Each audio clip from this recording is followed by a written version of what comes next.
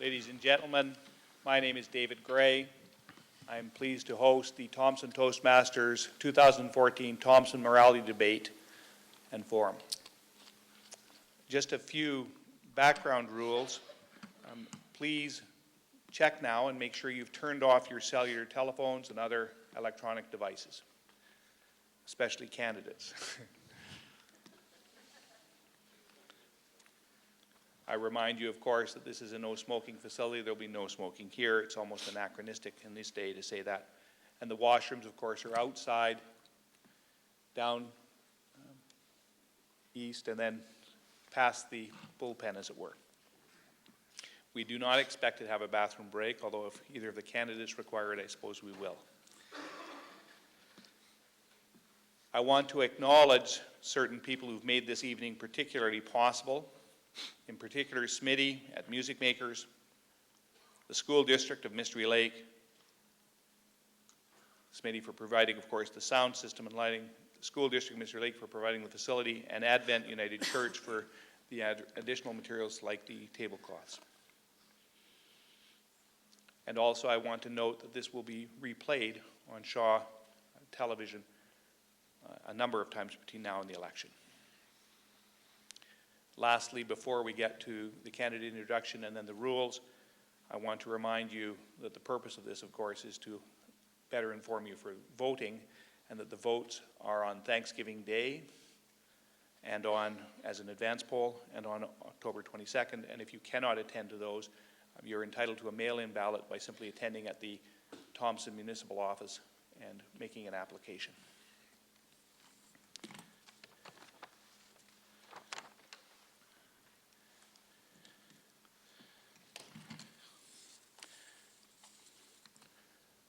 The two candidates for this evening,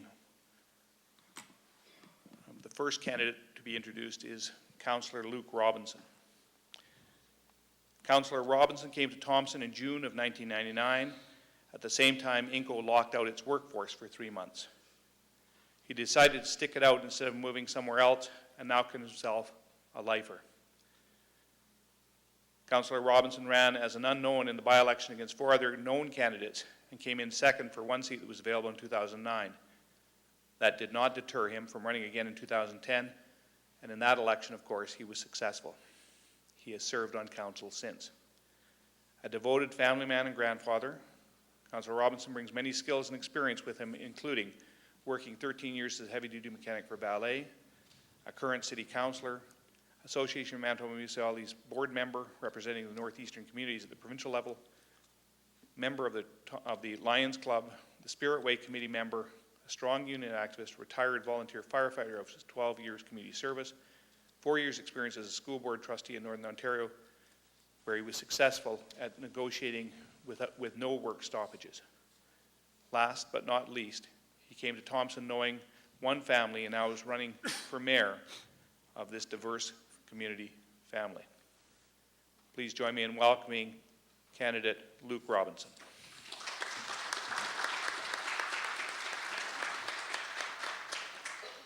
Thank you, Dave. Good evening, everyone.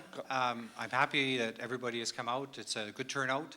And I would like to thank the Toastmasters for putting this venue on for all of you to be able to come out and ask your questions and voice your concerns.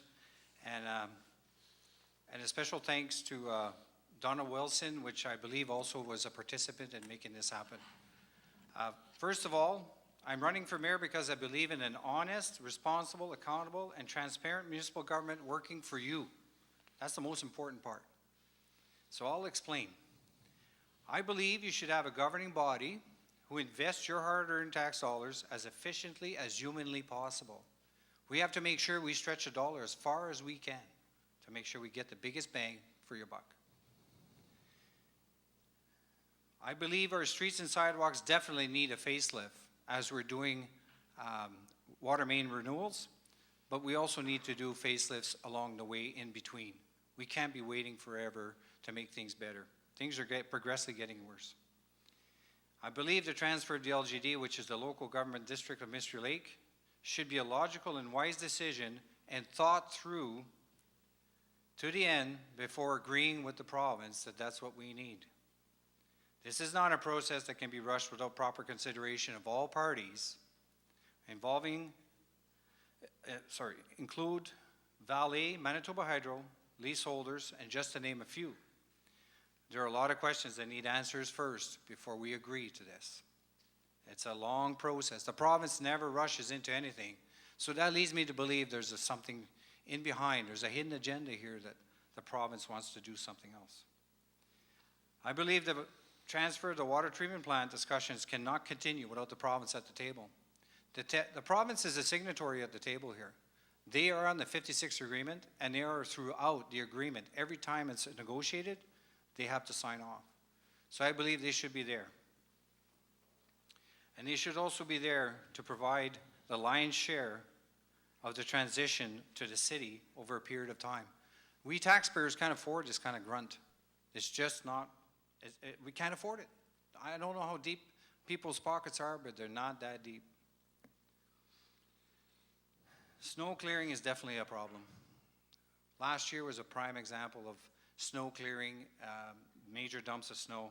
We have to find a better way, a more efficient way. And we can do that. As a mayor, as a leader, we can make sure that our council works together and finds good solutions. Winnipeg moves snow every day. They don't pile it on people's lawns every day. They take it away. It's gone.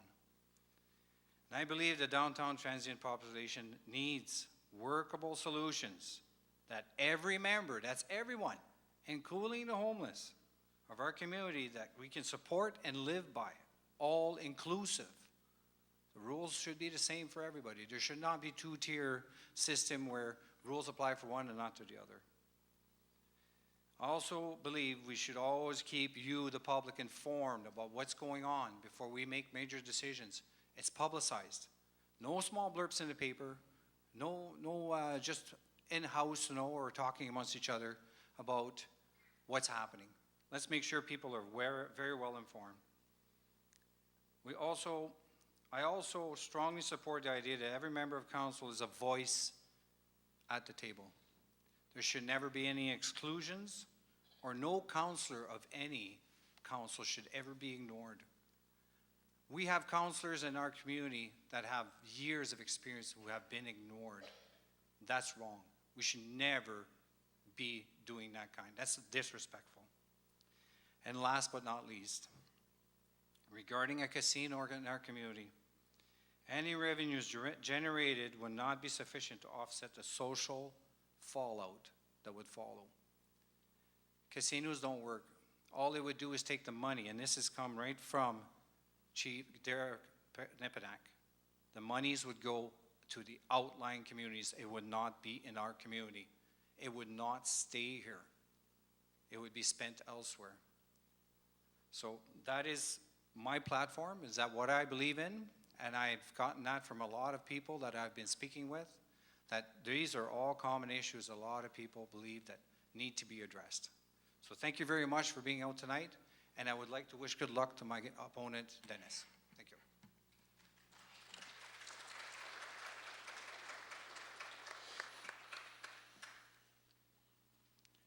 The second candidate is Councillor Dennis Fenske. Councillor Fenske arrived in Thompson in 1961, and his family, as he indicates, intended to stay for a couple of years, as many have, and he's ended up staying for 24. His father, Len Fenske, worked for Inco for 24 years in the shops, and his mother, Mary Fenske, worked for the City of Thompson for over 20 years. In 1976, Councillor Fenske left the community of Thompson to pursue a hockey career in the Western Hockey League, and then continued that in Holland for 3 more years. He attended the University of Saskatchewan, where he obtained a Bachelor of Physical Education degree majoring in Recreation Administration, and he was part of the University of Saskatchewan Husky hockey team that won the 1983 CIS Canadian Hockey Championships. In 1988, Councillor Fenske returned to Thompson with his family to begin a career with the City of Thompson that lasted 19 years.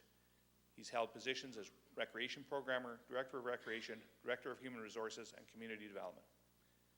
In 2007, he joined Valet as a Plant Engineering Coordinator and is currently the Supervisor of Support Services for Central Engineering and Project Management Office. Councillor Fenske recently married, and his family has grown from his daughters, Allison and Kate, to also include Sarah, Nicole, and Eric. His daughter, Allison, currently practices with the firm Thompson Toastmaster in Winnipeg, and Kate, who was born in Thompson, has recently returned with her fiancé and is employed with the Northern Health Authority as an emergency nurse, is working on her master's in nursing as a nurse in the nurse practitioner stream. Since 1988, Councillor Fenske has been heavily involved in the community on a volunteer basis as president of the Thompson Golf Club, former president of the Norman Regional Sport Association, supporter of the Festival of the Arts, committee member for hosting the 1994 Manitoba Winter Games and hosting the Labatt Tankard, that's the men's provincial curling playdowns. Along with his family, Councillor Fenske is also a business owner in the community with DDAC Developments, developing multi-family units, the first of which was completed in 2009 and the second is being completed in 2014. He, as well, was elected to council in 2010 and has served 2 terms as deputy mayor, including the current year. He has chaired the Public Safety Committee for 4 years, chaired the Legislative and Government Affairs Committee for 2 years, and been a member of the Finance Committee for 4 years. He is currently sitting as the chair of the Provincial Committee dealing with Municipal Services Contract with Public Service Canada and the RCMP, and sits as the Manitoba representative as one of 2 voices for municipalities at national meetings held in Ottawa twice a year. Ladies and gentlemen, Councillor Fenske.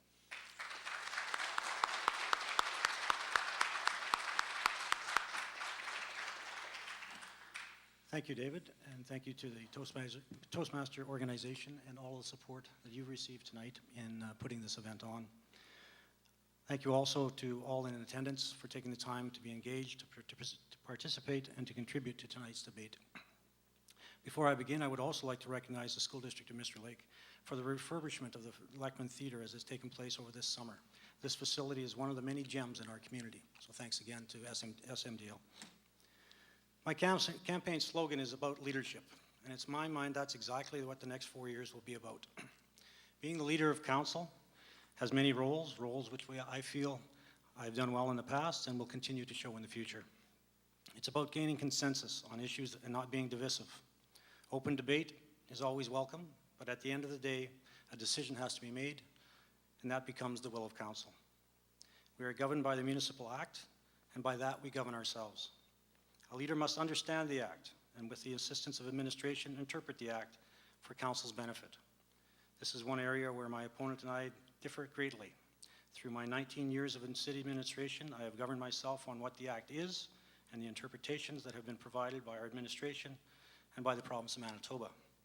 My opponent acts on his opinion of the Act, which has led to many debates in the council chambers. It's about leadership in dealing with other levels of government, our regional neighbors, and private business. In many instances, I've been placed or asked to assume a leadership role to deal with an issue.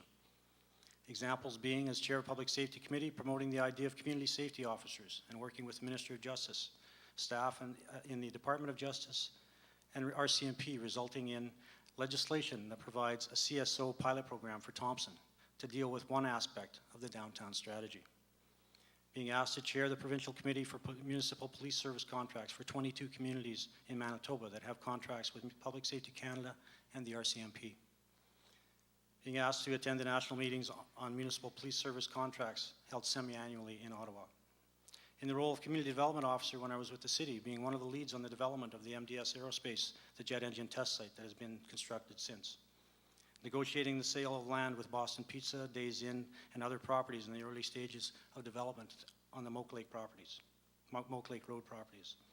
I also worked on the initial framework document that became the Municipal Services Agreement with NCN for the Mystery Lake property, a template to be used on any future developments with our neighbors.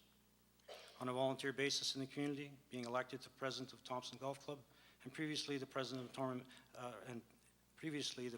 Norman Regional Sport Association. I was also appointed by the Minister of Sport at the time to the Provincial Committee on Recreation and Sport Facility Development for the granting process and improving recreation facilities in our community and in the province of Manitoba. As a leader, I've always had a pragmatic approach to decision making. We have processes in place to ensure transparency, a word that my opponent frequently tosses out to infer there is no transparency in city government. This again comes back to the issue of fact versus opinion. A good example of this is the recent development of contribution agreements for our controlled entities, groups which we fund. Through the new accounting rules that came into effect for all municipalities, and on the recommendation of our auditor, these agreements have been drafted and are in the process of being signed off. My opponent voted against putting these agreements in place. Where is the support for transparency in that vote? Through the questions you will have for us this evening, I am sure we'll touch on a variety of issues ranging from the operation of the water treatment plant, the building of a wastewater treatment plant, the social issues of downtown, infrastructure renewal, and of course taxes. I look forward to the questions and hope through the discussion you will see the type of leader that I will be as your next mayor. Thank you.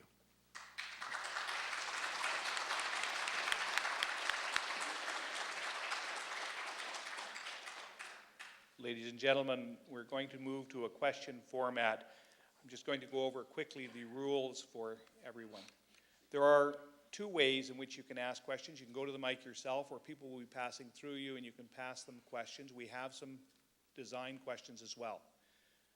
It is a structured forum, and so there are 5 areas that we're going to be touching on: social issues, Aboriginal issues, taxes and fees, infrastructure, economic development and viability.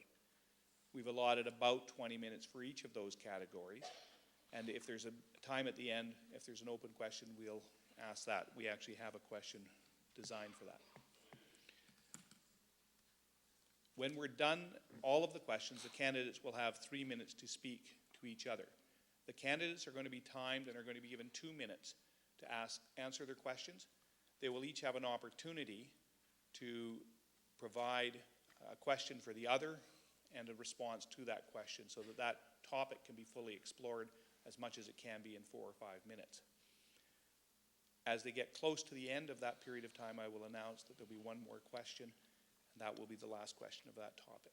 I will ask you to get to the point of your questions and to ask questions within the topic we've set out. Secondly, this is not an opportunity for your speeches, it's an opportunity for the candidates' speeches, and so please get straight to your questions. The first issue is social issues.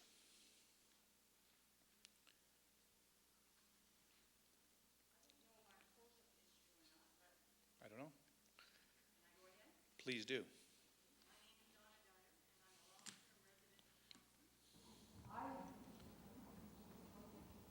I've been involved with the Thompson Toastmaster since our first meeting in 2002.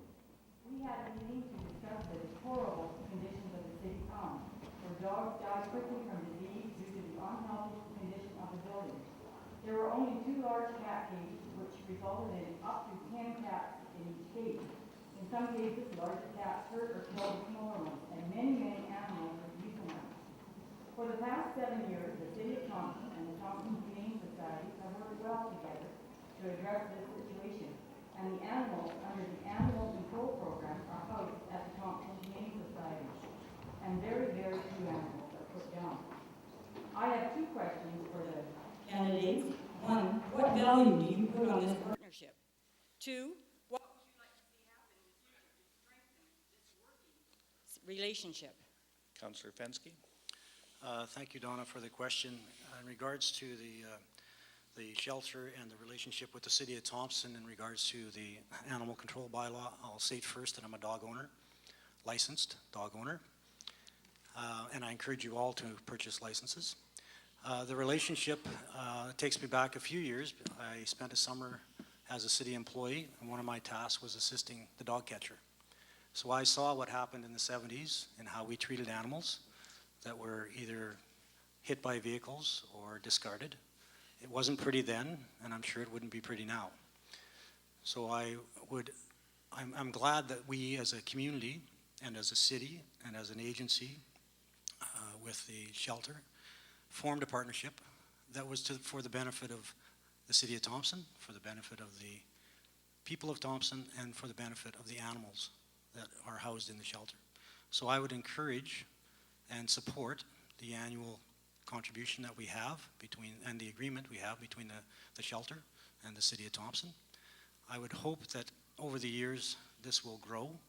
We have a growing number of pets in our community. You just have to ask Dr. Dog how many he sees on a regular basis. And so I would be supporting continued support of the Humane Society, or the Humane Society and the shelter. And I was glad to see that they were able to access, through negotiation with the City of Thompson, a new piece of property for the shelter. At the time where the shelter was currently housed, I wasn't in agreement and I didn't think it fit, but I was glad to see that we were able to work something out and get them a new location which will allow for expansion on both their side and our side. Thank you. Councillor Robinson? Thank you. Just, could you clear up the second question, please? What would you like to see happen in the future to strengthen this working relationship? Okay, thank you. So, to answer your first question, value on partnership, is that correct? Okay. So, this is what I see. I have been opposed to the Humane Society housing our animals on the fact that we are paying for 2 sites. So I'm very strong on making sure that we spend our tax dollars correctly. So we have a dog pound at the city yard that we keep maintained and we keep heated throughout the year. And we pay the Humane Society to take care of our animals. So that is really something that is not fiscally responsible. We are running 2 sites. I would support one site, whether it's the pound or whether it's Humane Society. I believe we need to support one and one only. If we want to close the one at the Public Works Yard, that's what we should be doing. As for a new site, yes, I support a new site because I do believe that we have to take care of the dogs and cats, all animals for that fact, that are running at large. And we also have to remind the public that dogs and cats running at large are the owner's responsibility. And there is a cost attached to that. We have an animal control officer that is paid wages to take care of this, and it's not addressing the issue. Thank you. Constable Robinson, do you have a question for Constable, rising of that for Councillor Fensky? No, I don't. Councillor Fensky, any question? Yes, just more of a clarification in regards to the 2 sites. The site that's on the city property is basically a concrete building and 2 large cages and a smaller cages for cats. It's basically a holding facility. It's not operated as a dog or cat pound. The kennel, the shelter has the facilities and the staff to do the day-to-day watering and feeding that's required. The animal control officer is the enforcement side of that. And in addition, I'd just like to say that on the growth side of things, we have added the new Baffin Dog Park to assist in being able to exercise your dogs. Is there a question coming? I just wanted to clarify the comment that Councillor Robinson made that we're operating 2 sites. We're not operating 2 sites. One is a holding site in the city pound. The other is the operational site at the shelter. I actually have a question. Okay, well, maybe you can address the point raised by Councillor Fensky, and then you can ask a question. Thank you. The question I would have for Mr. Fensky is, are you aware that we are paying to maintain the Public Works dog pound for vicious dogs? Yes, I'm well aware of it. I'm on the Finance Committee. Okay. I see nobody at the mics. Councillor Robinson, this will be firstly for you. What are the major social issues in Thompson you see as challenging council in the coming 4 years? Social issues. That's a big one. We have a homeless population in our community. That's a big social problem. We have to make sure that we have to stop enabling the problem. That's what we're doing. We've had leaders from the communities on the outlying areas telling us we are enabling the problem. We need to set the bar. We need to set a standard. We need to ensure that we are all on the same playing field. There should never be rules for one group and rules for another. We are all in this community together. That's what it is all about. To me, that is a big social, and it's in our face every day. Every day. Everybody walks downtown. It's in our faces. We have a corporation in this community that bring employees to our community, and they take one walk downtown. And to them, that's a big, big social problem to them because it's in our faces. We look at it every day. So let's raise the bar. Let's ensure that we take care of what's going on. No more handout. Hand up. Let's help them up. Let's help our neighbors to the north. Let's talk with our neighbors and talk about, how do we address this financially and socially? We're socially responsible for everyone in this community. We have to make sure that that's taken care of. We're not going to do it by, sorry, I don't want to look that way, or I don't want to go downtown because I don't feel safe, or I don't want my children to see somebody urinating in the corner or doing all kinds of other things that are not acceptable by anybody else. So let's make sure that we take care of that. Let's help each other out. Don't close the door when somebody comes knock on your door because they're cold or hungry or they need help. Help them. Open the door. Thank you. Councillor Fensky. Thank you. I want to refer, in regards to social issues, the base document for the City of Thompson is the Aboriginal Accord. It was written and adopted in 2009, and since then, and just paraphrasing a piece of it that I think is very appropriate for tonight's conversation. We believe that a good relationship must be based upon a foundation of shared values of honesty, respect, mutual sharing, and contribution. These values enhance our community as well as our collective social, spiritual, economic, and physical well-being. They also serve our shared interests within the guidelines of accountability, transparency, inclusiveness, responsiveness, and shared stewardship. Specifically to the downtown issue, we, over the last number of years of this council, established a downtown strategy, which, and I'll use the term throughout this evening, we've started the ball rolling, and it's rolling forward because of things that we've done on this council, against the wishes of some councillors. In particular, Councillor Robinson has voted continuously against the social improvements that we've tried to look at. For instance, the cold weather policy. That was a big debate at council in regards to the issue of weather, the issue of housing people in below 35 degrees, and what to do with that. Councillor Fensky, time. Thank you. Do you have a question, Councillor Fensky? I would just like to know where or what the solution is that Mr. Robinson is proposing for the downtown strategy. 1 minute, Councillor Robinson. Thank you. First of all, we have to raise the standards. So by raising the standards, I'm talking about it's supposed to be an emergency shelter. It's not supposed to be a home with an address where people can sign up for welfare and have it delivered. That is not the intent of the homeless shelter. So we start by changing the hours. We had a very fruitful exercise 3 years ago, where the shelter was closed because of lack of funding for 12 hours a day. I did a study of my own. I went checked everywhere. There was nobody to be found. They went home, or they went knocked on somebody's door to get shelter. That's how you start. You have to have some standards and some tough love here. Help your neighbors. That's what it's all about. We got to make sure that it is taken care of. And we got to set by step. The bar can't be on the floor. It's got to be above. It's got to be where everybody can live by, rules to live by. Thank you. Councillor Robinson, do you have any question for Councillor Fensky? Yes, I have a question for Mr. Fensky. Do you believe that a holistic approach has been effective in solving the issues of the downtown? 100%. I'm not sure we're solving it as opposed to we're moving towards a solution. This issue has been around for years in our community, in other communities for many years. It's not going to be solved overnight, but at least the ball is rolling towards some solution. We're looking at assisting through various programs and various assistance required to help people who can't help themselves and who need that port in the storm for the evening, for that 4 hours, for whatever it is, to get through the night.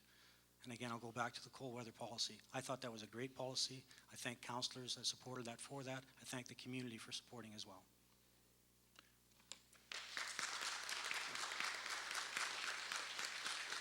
The microphone on my right. Good evening. My name is Randy McKay.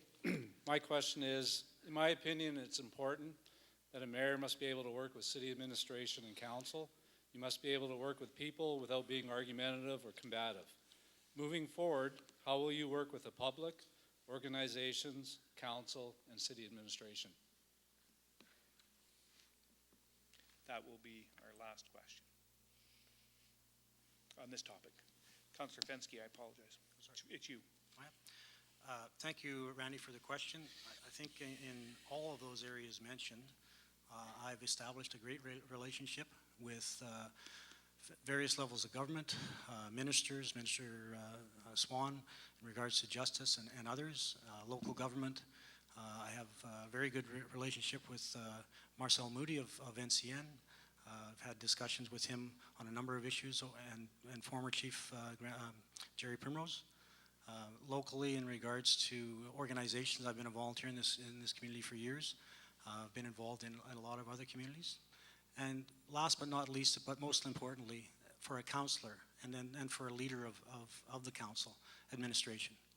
I spent 19 years as an administrator, so I know what the other side of the table feels. And I remember sitting in council meetings and budget meetings for years, over those years, thinking that mayor or those councillors are crazy. Now I'm on the other side of the fence, and I can appreciate exactly where they're coming from. But believe you me, I will not throw administration under the bus continuously, as it happened over the last 4 years, specifically by my opponent. There's no more room under the bus.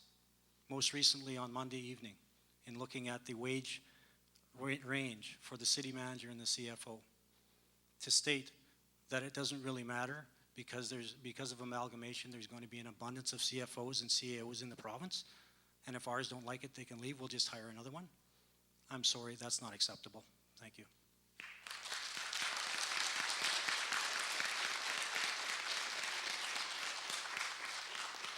Councillor Robinson. Thank you. First of all, leadership is about respect. Contrary to what my counterpart said, respect is something earned. It has to be earned by all. Now, when you start in a group, you start fresh. But for some reason, some people start in a group, they start with a bad taste in their mouth right off the hop. They get mistreated. They don't get treated fairly. Their voices are not heard. There is always that distinction that you are not a member of the group and you will never be a member of the group. That's not the way it works. It has to be out of respect, and when their counterparts are talking, there cannot be people texting, people laughing or leaving the room when a meeting is happening. That's not respectful. I, as a leader, would see it that to make sure that when a meeting is happening, that everybody's paying attention. You speak when it's your turn, you listen when it's not. And as for administration, I'd like to clarify something about the wage increases. We are comparing ourselves to Winnipeg. We're comparing ourselves to big corporation. We are talking about wage increases that are not substantiated by the workload. We have to make sure it's no different than it would be in any other organization, where it has to be sustainable. We have to make sure that we are fiscally responsible and that we are doing what we're supposed to be doing as elected officials in this community to ensure that we are spending your hard-earned tax dollars wisely. Time, Councillor Robinson. Thank you. Do you have a question, Councillor Robinson, for Councillor Fensky? Councillor Robinson, do you have a question for Councillor Fensky? No, I don't. Thank you. Councillor Fensky, do you have a question for Councillor Robinson? Yes, just the opinion that he's exposed just now it goes against the facts. So I would ask if he's read the Myers-Norris Penny report in regards to the pay grade scale, not a raise for anyone, but rather a scale that is market-driven, researched by Myers-Norris and Penny. Thank you. Councillor Robinson. Thank you. Yes, I've read it. And it's funny how the wages were not included in there after it was requested by myself to ensure that we are comparing apples to apples. That information is not provided. And for some reason, it always seems that way. It's only provided to certain people. It's not provided to all of council. We have to make sure that every councillor knows what's going on and all information is shared with all members of council. Thank you. Ladies and gentlemen, the next topic will be discussing our Aboriginal issues. The first question then, and Councillor Robinson, this is for you. And then, of course, Councillor Fensky. Do you think that the proposed casino development will be of benefit to Thompson? If so, why? If not, why not?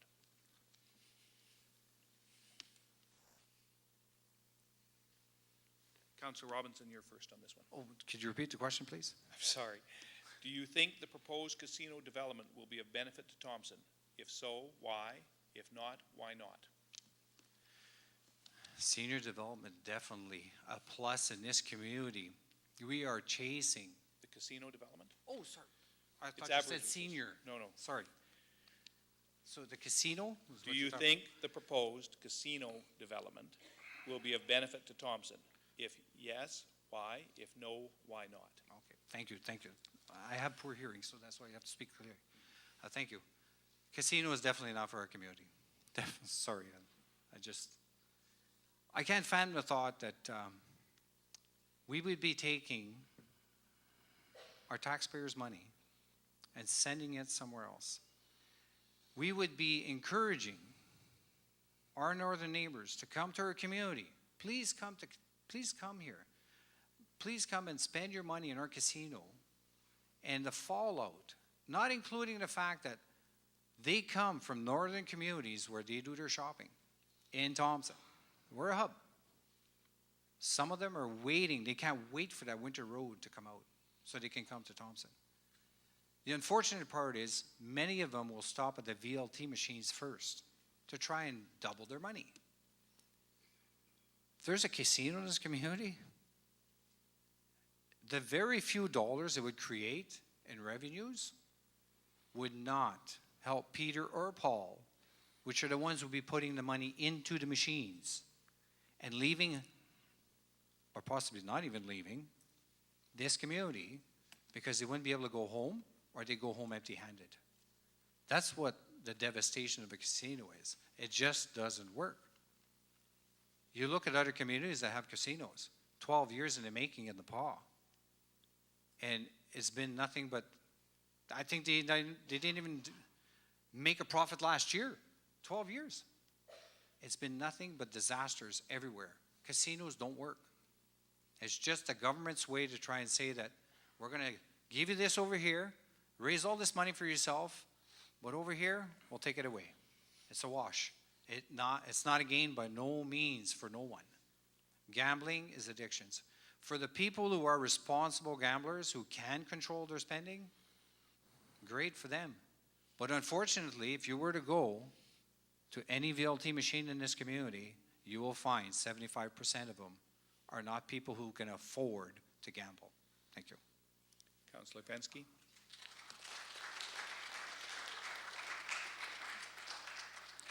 Thank you. Two things to preface the answer. One, the research that Councillor Robinson is speaking of is totally unfounded. It's an opinion again, based on I'm not sure what. The casino itself, that's an agreement between the province of Manitoba and the Assembly of Manitoba Chiefs.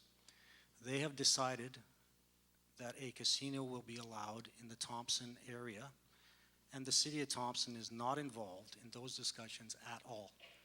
So whether you like it or not, a casino will be developed in the Thompson area by AMC, Manitoba's Assembly of Manitoba Chiefs, Nelson House as a partner, and other councils as well. Where can we get involved in the situation? We own land. We have development rules that we can participate in the development of a casino if it goes ahead. Mr. Robinson says there'll be no cash influx, only a cash exodus to the city of Thompson and the community of Thompson. The city of Thompson would retain taxes on the building, on the property. It would have potentially 140 jobs, people that are paid. That money circulates within the community. The split, which normally is 90-10, would be 75-25 to the band. The band would reinvest in their band and the surrounding areas, which would benefit us because we are the economic center of the north. So to write off a casino without any discussion as potential, to me, that's not responsible. We at least need to be at the table, have the discussion, and then make a decision from there. To preclude that discussion now is irresponsible on my part.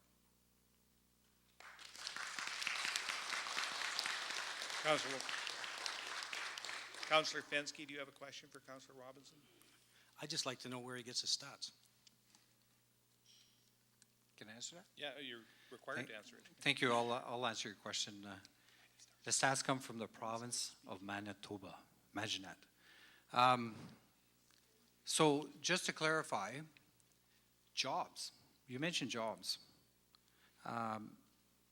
Jobs on the urban reserve would be jobs for the urban reserve if it is on the urban reserve, which is soon to be in existence at Mr. Lake Hotel. If it's not, these are the facts. They wouldn't pay taxes either way. Next would be you talk about a split. The split, province information, if it's on urban reserve, 95% urban would be Aboriginal share, 5% province. If it's not, it's 83% the province, 17% the casino. So let's make sure we get the facts straight. Thank you. Councillor Robinson, do you have a question? No, I We've don't. already Thank gone you. to that. The microphone on my right, please. Thank you. I'm Charlene Lafreniere, and it's hard not to jump into the debate, but the Aboriginal issues, as an Aboriginal person and as the chair of the Recycling Centre, the environment is something that's extremely important to me as a person, and I think many Aboriginal people. And there's been a lot of investment into the Recycle Centre. We've seen the collection of recycling increase. We've seen the safety of workers not running across the street like in 2009 and 10, but rather a system that's changed. And a lot of garbage has been diverted from the landfill. We have a longer lasting landfill, and we see a lot of good things happening over there. I'd like to know what the approach is of the two mayoral candidates with respect to recycling. Thank you. Councillor Fensky. Thank you, Charlene, for the question. In regard to recycling, straight up, I support recycling and the efforts that are made by the organization and the efforts that are made by our community. I think recycling is a responsible way to decrease the amount that goes to the landfills. I believe that the way that we've now structured recycling is a progressive move from a safety perspective. Again, as Councillor Charlene Lafreniere has mentioned, previously we had people running behind trucks, jumping on and off. We now are in a single system, which is much safer, and we are diverting recycling, or yes, we're diverting items from the landfill to the recycling, which is producing some revenues to the organization.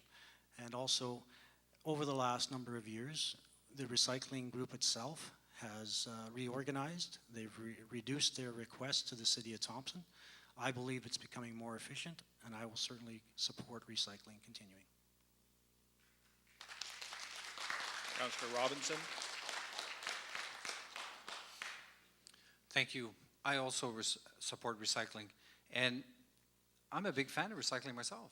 I'm always recycling, and it's not necessarily a blue bin. Wood products, plastic products, tires, anything that you can recycle, reuse more than once. Plastic bags, you can reuse them more than once. They're more than a one-time use. Why use them for a garbage can all the time? Save on the environment. Why throw them away? Recycling is a big part of our lives, but at what cost is recycling? When we look at our garbage bins that were put out at the curb, how big were they for a family that should have had a larger can, which was also available? There is a lot of improvement area that can happen with recycling. It can grow but it has to be sustainable. We have to make sure that we're investing in the right direction, that we're investing for the right reasons. Thank you. Councillor Robinson, do you have a question of Councillor Fensky? Not at this moment. Thank you. Councillor Fensky, a question for Councillor Robinson. Yes, Councillor Robinson just mentioned the fact that he supports recycling and he wants to see it continue in a responsible way. I believe that we've seen it responsibly move forward in an expenditure of $320,000 in 2013 down to $260 in 2014. But I also wonder if he supports recycling. Why did he vote against the recycling upgrades? Why did he vote against the appointment of the board of directors? Why did he vote against the single-use plastic bag bylaw? Okay. Thank you. Hi, my name is Sharon Kent. Shirley, I'm sorry, Councillor Oh, sorry. Robinson gets a chance to answer the question. Yes, I'll answer that question. I believe I did answer that already. I do believe in recycling. I vote against things that are not feasible or responsible spending. This is what it's all about. We have to ensure that we're doing it for the right reasons and that we are spending wisely. And as for plastic bags, I voted against it because guess what? You know what is a one-time plastic bag use? A garbage bag. Grocery bags are more than one-time use. They can be reused over and over again. People actually use them for decorations in many instances. Thank you.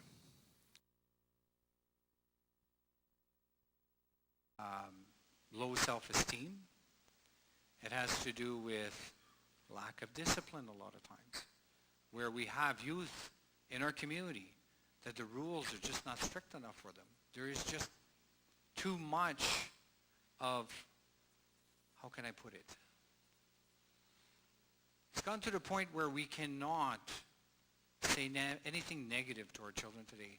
Otherwise, you could be up on charges or you are a harsh parent. We have forgotten that.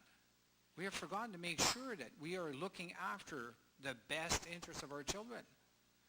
When we need to say no for something, we got to make sure that that happens. Because that's how it starts. It starts somewhere where the youth are leaving their homes. And why are they leaving their homes? The root starts there. That's how we start addressing the problem. Making sure that at home we are taking care of things, and tough love has to happen. We have to make sure we are loving our children and telling them no when it needs to happen. And that's where we start. Thank you. Councillor Fensky? What I'm hearing is it's the child's fault. That's what I'm hearing. I can't believe it, but that's what I'm hearing. The situation in Thompson, it's there. Sexual exploitation of our children and youth happens in our community, much more than all of us want to know or want to hear about. But it's a growing concern, yes. But to say that it's the child's fault, I don't know where to begin. I just don't know where to begin. If that's the starting point of the discussion's over.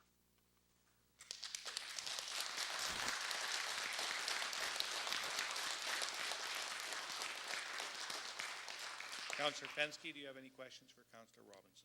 Nope. Councillor Robinson, do you have a question for Councillor Fensky? Yes, I'd like to clarify something. I didn't say it's the child's fault. I said we as a society are to blame for this happening. We as parents of our children have to make decisions for the right reasons. Loving decisions. I never said anything about it's the child's fault. Let's be very clear on that. I never said that. I said as a society, we are at fault. We need to change. We need to make sure that we are loving our children and taking care of them at home. Thank you. Okay, I'm not sure if there's a question in there or not. So, Councillor Fensky, any response? I just want to make sure that we're clear and understanding of the issue, that there are root causes that are not the fault of the child. First and foremost, they are the victims in this situation. We have to look towards the solutions. The child is the victim. Remember that. The child is the victim. remember it. This will be the last question in this topic. Hi, Microphone on my right. my name is Brandy Albert, and in response to your discussions, given the historical injustices incurred amongst my people, the Aboriginal people, given that it's still occurring today in our community, what are you going to do to provide healing for our Aboriginal people, and how are you going to further engage Aboriginal people within the city and everything that entails? Councillor Fensky. Thanks for the question. And I think I spoke briefly to it in regards to the Aboriginal Accord as the base document for the city of Thompson, one of which I believe in, one I believe I've lived my life in. And so I would certainly endorse and support any discussions that we can have with our regional neighbors in regards to solutions moving forward to issues that are not only regional issues on a reserve, but also are issues within our community. So the starting point is not what I've heard tonight continuously on various matters. This is an us and them conversation. This is a we conversation. And I'm one that will promote a we conversation to wherever that takes us. But it has to be had. Thank you. Councillor Robinson. Thank you. We have to make sure that we talk. We have to make sure that everybody's at the table.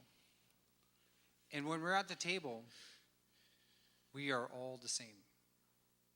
We all share common ground. We have to ensure that. There can't be us and you, we and them. It has to be all of us. I'm a strong supporter of Aboriginal culture. I live by it. That is what I do. And we have to make sure that we break these barriers. And you're right, there are barriers. It's all about barriers. We all go to the store. We all go see the doctor. We all go to school. We are all sharing common ground. But yet, there's that difference. There's always that underlying difference about differences between people. It's funny how you can watch children play in a schoolyard, and there is no barriers between them. There is no us and them. It's all of us. We're all playing together. We have to make sure that we grow and we foster that as we go through life and make sure that it stays that way. It gets lost along the way, and we have to ensure that it doesn't. Thank you, Councillor. Councillor Robinson, do you have a question for Councillor Fensky? No, thank you. Councillor Fensky, any questions for Councillor Robinson on that point? Yes, I would like to understand why Mr. Robinson continues to preface his comments on a number of areas in regards to us and them. It's their problem. It's their issue. They need to go home to their community. Councillor Robinson, obviously. Where do you get this? Really? Seriously? I'm comparing facts here. Facts of what is reality today. I really find it interesting how you like to twist words around and make it look like I'm a bad guy. I am not. I'm speaking the truth and facts, and facts. Reality. Let's make sure that our feet are touching the ground here. That it's about reality. Thank you. Okay. Suzanne, any questions? Our next topic is on taxes and fees. My name is Paul Pritchard. Councillor Robinson, your brochure says that you want to lower taxes. That will require cutting services or cutting jobs. Can you give me 3 concrete examples of what you will cut to lower taxes? Thank you for that question. Councillor Robinson, you're first. Thank you. First of all, we have to ensure that when we hire somebody to do a job, that they have the skill sets to do the job. It's very dangerous when we hire somebody who doesn't have it, because at the end of the day, those mistakes can be very costly. We have to make sure that that happens, that we hire for the right reasons. That's very important. That's one right there. Every year, the taxes have gone up, but services have not improved. So I fail to understand where by cutting taxes, we're cutting jobs, and yet we increase taxes and we need to increase the services. There's a big gap there. As for also lowering taxes, or that was your question, lowering taxes.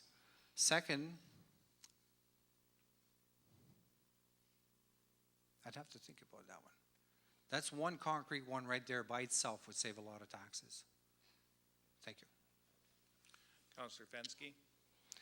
I think the question was, where are you going to reduce taxes? I believe in fair taxation for services that you require. I worked for the city for 19 years on the administrative side, preparing budgets for council to consider. I worked for 4 years as a councillor, considering those presentations made by council. So from a taxation perspective, on average, $206,000 house, you're going to spend about $1,858. That covers general government, protection services, transportation services, environmental health services, public health welfare, environmental development, economic development, recreation, debenture payments. I don't know where the proposal to cut taxes will be, because reality says it's one or the other. If you cut services, you don't need the people. If you cut people, you can't provide the services.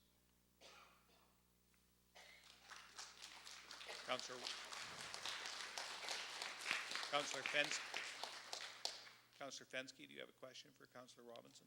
I'll just reiterate the first question. Where are the 3 areas that you're going to cut taxes?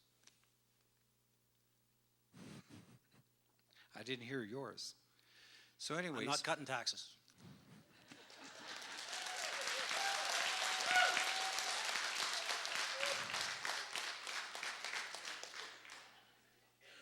So you're not cutting taxes, so we're going to try and scare people out of town by raising them so they can't afford to live here. I think the question was where you, three spots where you cut Okay. taxes. I am going to intercede.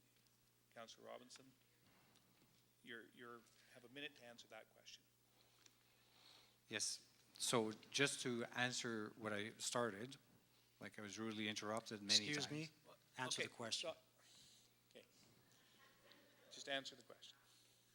No comment, thank you.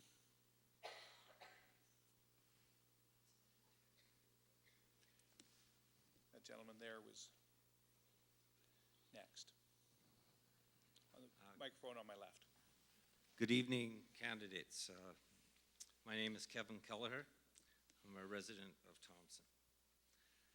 The City of Thompson faces a number of upcoming delicate and important negotiations, such as the transfer of certain LGD responsibilities, the water treatment plant, and the 2017 grant in lieu of taxes agreement with LA. This is addressed to both candidates. How will you lead council to ensure a strong, positive working relationship with the province of Manitoba and Valet?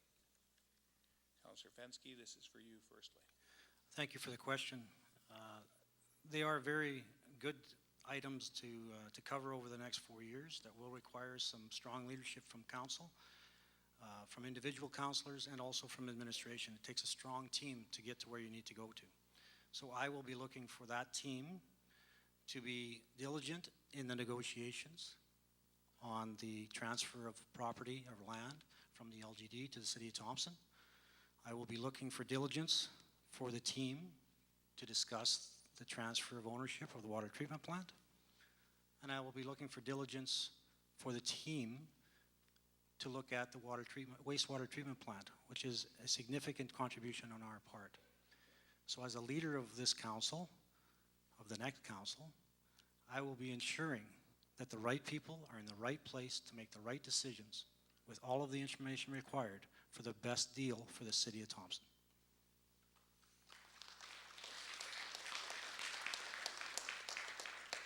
Councillor Robinson. Thank you. it's funny how that was my opening remarks. But it's interesting.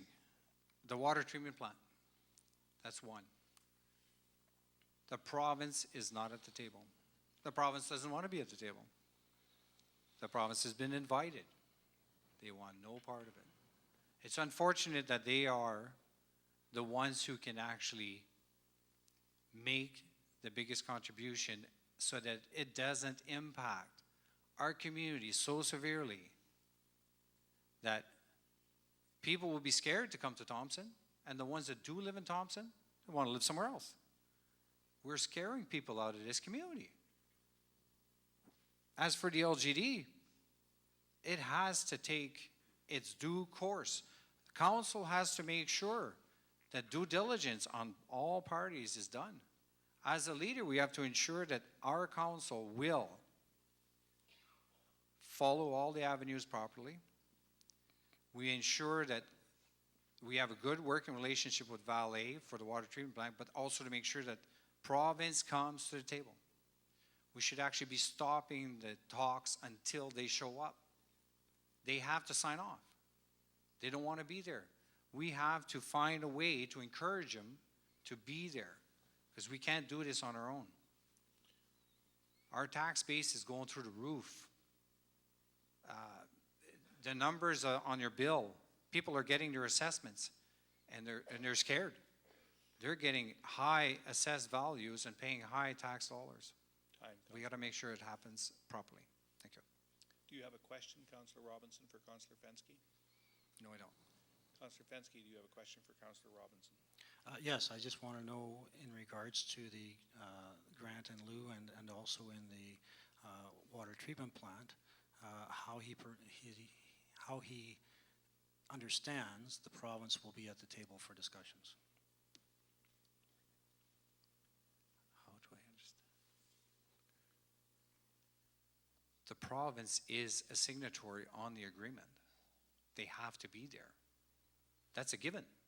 They have to sign off. We have to ensure that they are there. So I understand that very clearly. And let's not mislead the public here, as it has been already, where the last line in the agreement says the district will ultimately take over the same. They have to be there. Thank you. Microphone on my right.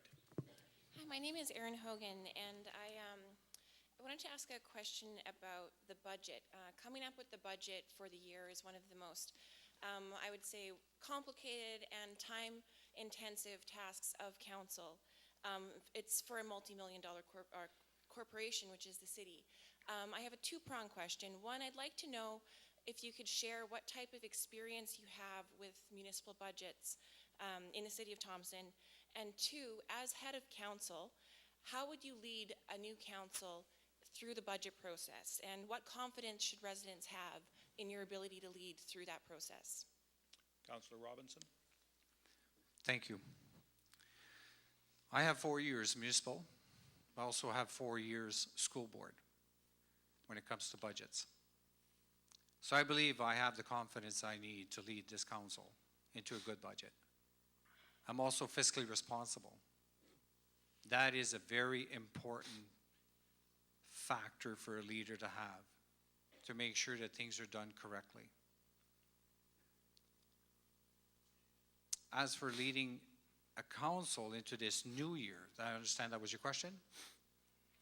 We have to make sure that people understand what's going on, and there's X amount of dollars in the pot, and this is where you can spend it. Simple, straightforward math. You either have it or you don't. Let's make sure that the right areas are covered, that our responsibilities are covered, and if we can find ways to improve services and save money at the same time, let's do that.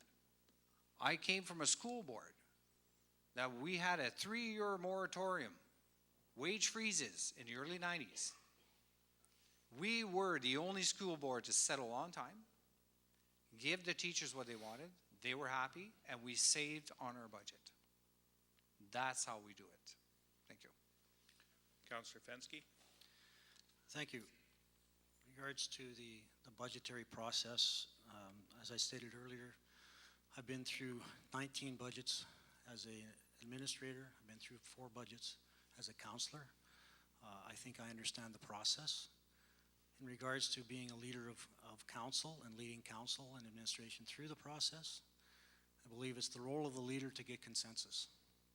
At the beginning of the discussions, you have an idea on an individual basis of where you want to get to, but at the end of the day, when the budget is passed, you support the budget. You may not get what you wanted, everything, but at the end of the day, it's not like in provincial and federal governments where you vote against the budget to bring down the government. That's not the way it works at municipal level. You work through the process, you get a budget, and you present it. The people have a chance to speak on it through the public hearing process, and then you support the budget. As the leader of this council, or future council, I will support the budget, unlike my opponent who voted against the budget the last 4 years. Councillor Fensky, do you have any questions for Councillor Robinson? Simple question, why did you vote against the budget the last 4 years? First of all, budgets have to be fiscally responsible, and I don't believe that we were being fiscally responsible by raising taxes every year. That is why I oppose the budget. I believe that is not the right way to do it. Councillor Robinson, do you have any questions for Councillor Fensky? Yes, I do. There's a few of us in this year's budget that voted against the budget on the fact that it was not a balanced budget. And to this day, I would like to know from Mr. Fensky, how come is it that we still haven't got a resolution before us to cover the difference of a $1 million deficit? I'm not sure where you're getting your numbers, but I'm sure if you ask Ms. Krentz, and by law, you have to budget a balanced budget to submission to the province of Manitoba. You can't budget a deficit. If you incur a deficit throughout the year, you have to tax for it the next year. But you can't submit a budget that's in deficit. So I'm not sure where you're getting your numbers.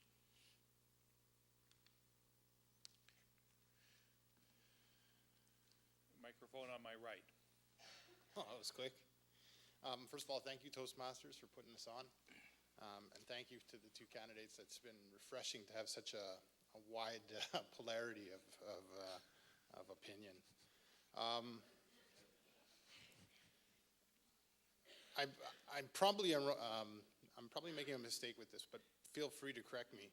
I'm under the understanding that the current debt load that the City of Thompson is carrying is around $20 million, and that the maximum debt load is 25.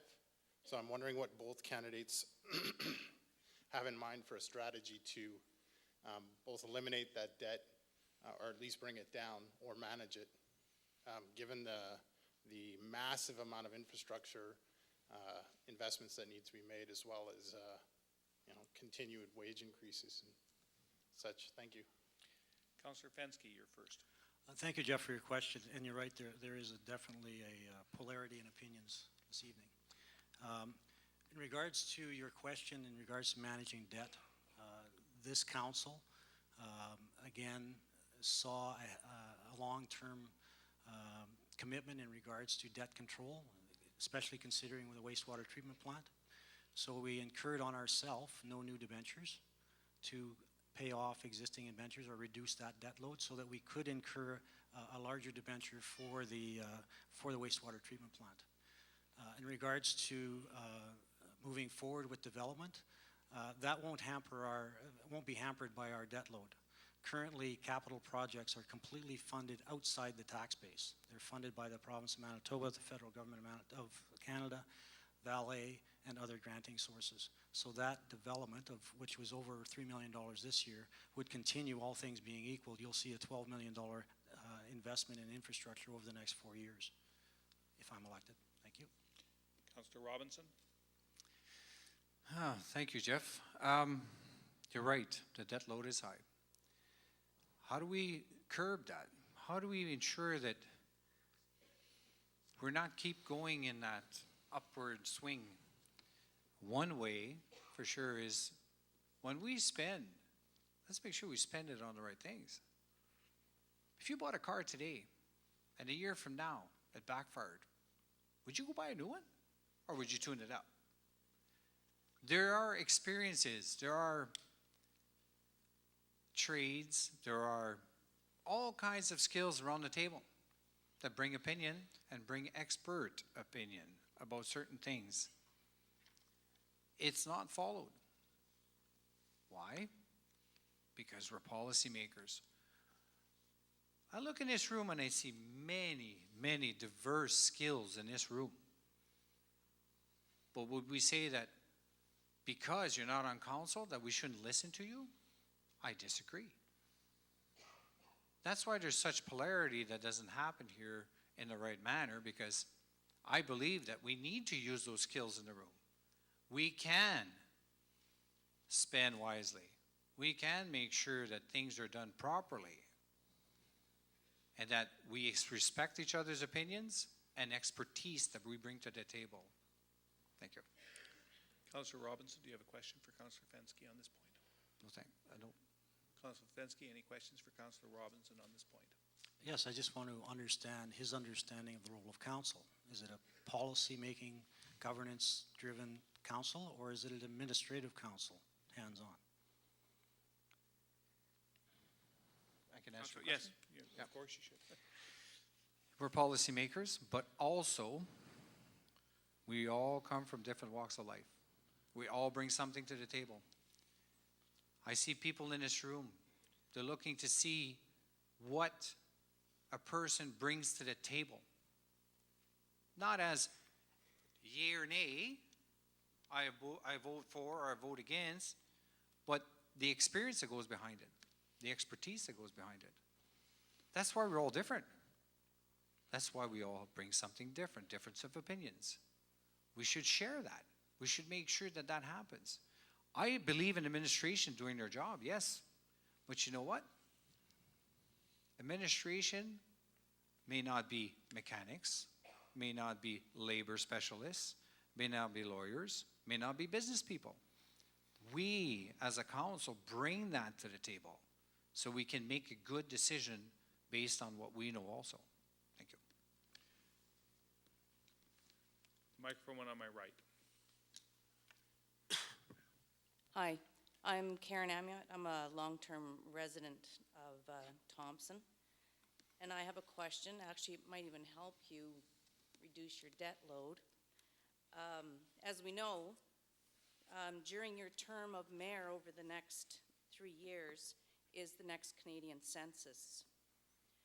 And there was a problem for Thompson the last time the census happened, that we needed to have a more accurate count. And why do we need a more accurate count? Because of the transfer dollars that come to Thompson because of an accurate count. I worked on a census in the past. My question, or my problem was, for Thompson, there was a lot of people that, even though they live and work in Thompson, they don't believe they're residents of Thompson. And if they don't believe they're residents of Thompson, then they don't count themselves into Thompson. That's your problem. So my question is, what are you willing to do to be proactive before the next Canadian census to make sure that the residents of Thompson believe that they're residents of Thompson and that they're counted in as residents of Thompson because they live and they work here, working with provincial and the federal governments? Thanks. Councillor Robinson, you're first on this one. Thank you for that question. I think it's a pretty straightforward answer. We have to make sure to inform people, like you said, they live in this community. They benefit from being here as members of our community. And if we want to have the grants sent to this community for helping them live here with us as a community, we're all together, to promote that, to make sure the proactive part is we advertise, we let people know that for every dollar that is given as a grant is for every member of a community. It's a per capita funding program. It's straightforward. It's as simple as that. We have to make sure that we put that out there so that people understand that. Thank you. Councillor Fensky? Well, I believe that in regards to the census, we're currently at 13,123, which was due to some work behind the scenes into getting our numbers improved because of missed households or missed numbers. But I agree on the one hand that we have to do the pre-education for the census and roll out the importance of those transfer payments to the city of Thompson from the province and the feds in that regard. But again, I'm hearing that us and them flavor creep in again, and it's not about us and them. It's about residents of Thompson, whether they be new immigrants, new to Canada, new to Manitoba, not understanding the system. It's an education process that we're all involved in, and by getting that information out and showing people the benefits of the transfer payments and what the losses are if you don't register in the census, that's the part that we can increase the revenues. Thank you. Councillor Fensky, do you have a question for Councillor Robinson? No. Councillor Robinson, a question for Councillor Fensky? No. Last question then. Do you believe the public is getting value for the taxes they pay? Councillor Fensky? Yes, I do. I believe that in a number of areas, and again, I'll go back to the public document that was made available to all the residents for the last budget, as we have the last 4 budgets. What's the value you're getting for taxes? And we're talking about property taxes. Property taxes are 35% of the annual budget of $28 million. So what are you getting for that? So again, for the $206,000 house assessment, an average price, some may be lower, some may be higher, but for that price, you are getting general government services, $220. And what does that include? You're looking at the council and expenditures, you're looking at administration functions, you're looking at insurance on all the buildings, you're looking at assessment services, election costs. For $681, you're getting protective services, $467 for the RCMP, $149 for fire and ambulance, public safety program, animal control, building inspectors. For $369, you're getting transportation services, snow removal on the streets, paving and patching streets, streets cleaning, sidewalk and curb repairs, street lighting, transit bus, handy van.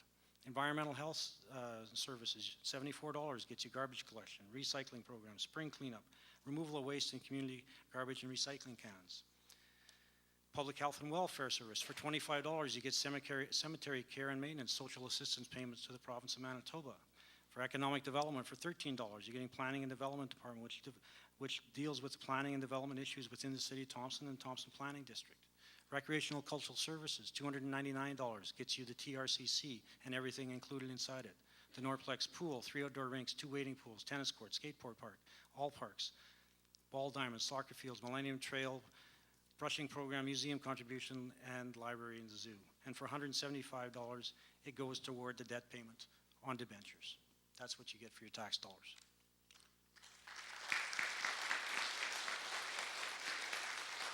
Councillor Robinson?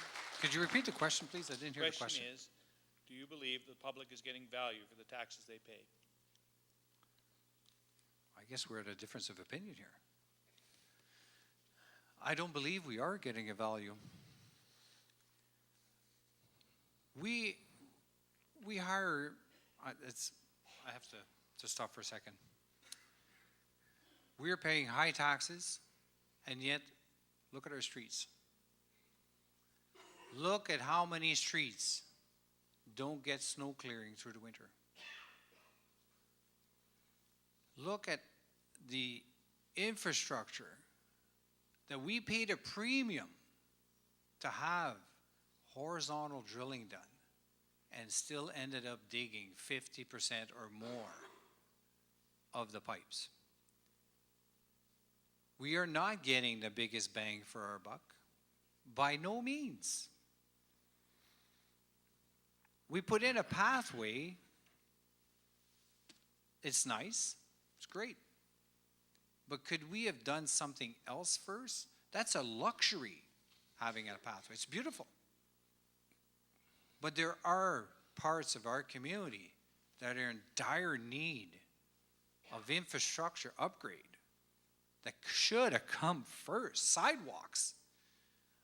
We have sidewalks that are in deplorable condition, but we didn't take care of that. We took care of other things first, which that's why I don't agree when we pass budgets that we are passing it in the best interest of you, the taxpayer, who drive the streets and walk the sidewalks and have to trudge through the snow or see your street maybe done once or twice throughout the winter. Thank you. Councillor Robinson, do you have any questions of Councillor Fensky? Thank you. Councillor Fensky, any questions of Councillor Robinson on that point? Yes, I'd like to know if he understands the budget process. The examples he gave, all except the snow clearing, are covered by federal money, provincial money, valley money, not tax dollars. The capital program is not funded by tax dollars. He gave 4 examples of capital expenditures, not funded by tax dollars. Snow clearing is the only thing he mentioned. The question is, does he understand the budget process? I think we have the question now. Councillor Robinson? No, that's good, thank you. I made my point. Okay. It was the perfect segue, I think, into the next section, which is on infrastructure. The microphone on my left. Hi, Candace Mercier. What is your long-term vision for the city of Thompson for the infrastructure? Basically, I'm talking about the Northplex pool is one of my biggest ones. And are you still going to continue on with the vision of former council has already started? Sorry, what was the last part of that? Are you going to continue on with the vision that the council has already started? The old council has already started. Councillor Robinson, I think you're first on this one. Could you repeat the first part again, please? What is your long-term vision for the city of Thompson? Basically, the Northplex pool is one that I'm worried about for the infrastructure. And are you going to continue on with the vision that the former council has already started, like completing? Thank you. So for the first part, long-term vision. I definitely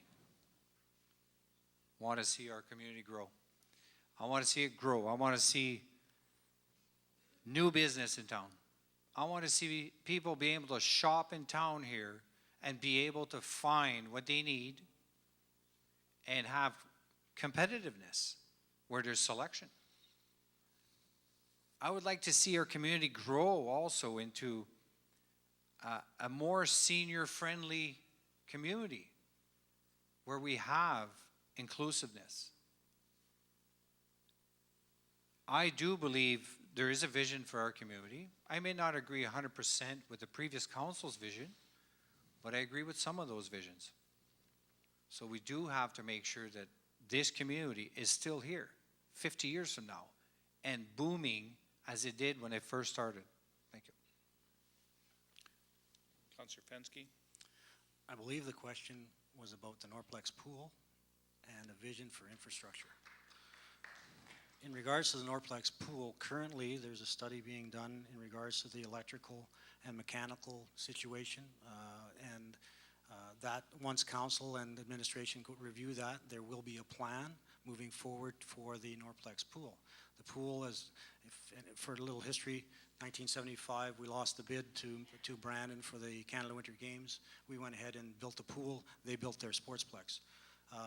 Our focus over the last number of years has been the TRCC, rightfully so, but our next focus should be the Northplex pool, and moving forward with the next council, I would hope that we would move in that direction. In regards to the long-term plan and sustainability of this community for infrastructure, I think this council has started that ball rolling. It's rolling quite well. It's not funded by tax dollars. We have a good agreement in place. We did over $3 million this year in multi-use paths, sidewalk replacement, infrastructure. On the utility side of things, we've started our wastewater or our water main repair, and we'll continue that. So I see that continuing over the next 4 years. Councillor Fensky, any questions of Councillor Robinson? No, that's good, thank you. Councillor Robinson, any questions of Councillor Fensky? No. Microphone on my left. I'm Bruce Krentz. Active transportation is the #1 priority in the Master Parks Plan and figures prominently in the Sustainable Community Plan. I have 2 questions. First of all, what's your vision for extending our active transportation network? And the second one is, what's your vision for snow clearing on sidewalks and paths? And I mean, basically, will we give a person with a $50 pair of boots the same respect as someone with a $50,000 SUV? Councillor Fensky, you're first on this question. Thank you for the question, Bruce. In regards to active transportation and the Master Parks program, as a former recreation director, I fully support the Master program and the vision that's laid out for our community. I see us continuing the multi-use paths throughout our community, the overall picture tying into the elementary schools and also the Millennium Trail, ensuring that this is funded by non-taxed dollars, continuation of that. It's about a quality of life issues. This is one of the items that we've done over the last 2 years, believe it or not, has got the most positive comments from visitors and from residents as well, is the development of the multi-use path. So I see that continuing. The long-term snow clearing of the sidewalks and the multi-use paths, we purchased additional equipment to continue with that process. I see us continuing on that lead, not to the extent of roads, because basically roadways are cleared on a priority basis, and that has to be the priority in regards to safety vehicles and emergency response vehicles. But in regards to keeping the snow off of the multi-use trails and the sidewalks, again, that speaks not only to active transportation, but also to handicap accessibility. So I see that as a priority as well. Councillor Robinson. Thank you. Active transportation. Yes, bicycles, people walking, jogging. That is in our community, yes, you're absolutely right. I support active transportation myself. I have a bicycle. I believe in being economical also. You know, we have to make sure that we keep that growing. The use of our trails is, the Millennium Trail is around the community.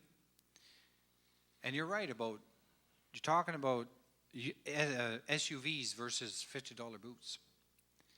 Our community also supports active recreation, which also includes motorized vehicles. So we have to try to find that fine balance between the two, where the Millennium Trail is what it's meant for, to walk, to jog, to exercise your animal, bicycle, be in nature. You know, we're in the city, but we can be outside having our walks in nature. So I do want to make sure that we're clear that the Master Parks Plan is about active sports, but it's also active sports for motor vehicles of some sort. Not on the Millennium Trail, but around our city. As for snow clearing and sidewalks, sidewalks should always be the first thing we clear. Kids walk to school. Every community, every area in our community has access by foot for our children. So let's make sure that our sidewalks are clear and always should be priority before the streets. Cars have tires, they can push through the snow. Let's make sure our kids are safe on the sidewalks. Thank you. Councillor Robinson, do you have any questions for Councillor Fensky? No, I don't. Councillor Fensky, any questions for Councillor Robinson on that point? Yes, just clarification. Is Councillor Robertson saying that sidewalks should be cleared ahead of priority 1 emergency vehicles? Councillor Robinson? Emergency vehicles also have engines and tires, and they can move through snow. Our children should not be walking on the roads when they go to school. No different than an adult going somewhere on foot. Should be feeling safe to walk on a sidewalk and not on a street that's been cleared. Thank you. Microphone on my right. Hi, Peter Pollock, long-term resident. I'd like to congratulate both of you for stepping forward, and the current and previous council on the work that they've completed and done in capital works to date, as far as sewer and water upgrades and roads and infrastructure. It's very impressive to see how far the previous councils have come. From not having any dedicated funds to 8 years ago committing $500,000 for 4 years in a row, knowing that that money was there. And now ramping up infrastructure, spending more and more each year to the point where infrastructure spending this year was $3.2 million. All of this without increasing our tax dollars, property tax dollars, without very much. My question is, as mayor, will you continue to invest in our infrastructure? At what levels? And if so, how you intending on paying for it? Councillor Robinson, you have first on this one. Thank you for that question, Peter. Infrastructure is the front of everything. Our streets are in bad shape. We're having digs on a regular basis. But let's be sure that a lot of those digs are not repeat digs. We have a lot of similar holes that are dug over and over again, just to have another patch put on the pipe. So you have to make sure that when we dig, we should be digging to replace, not repair.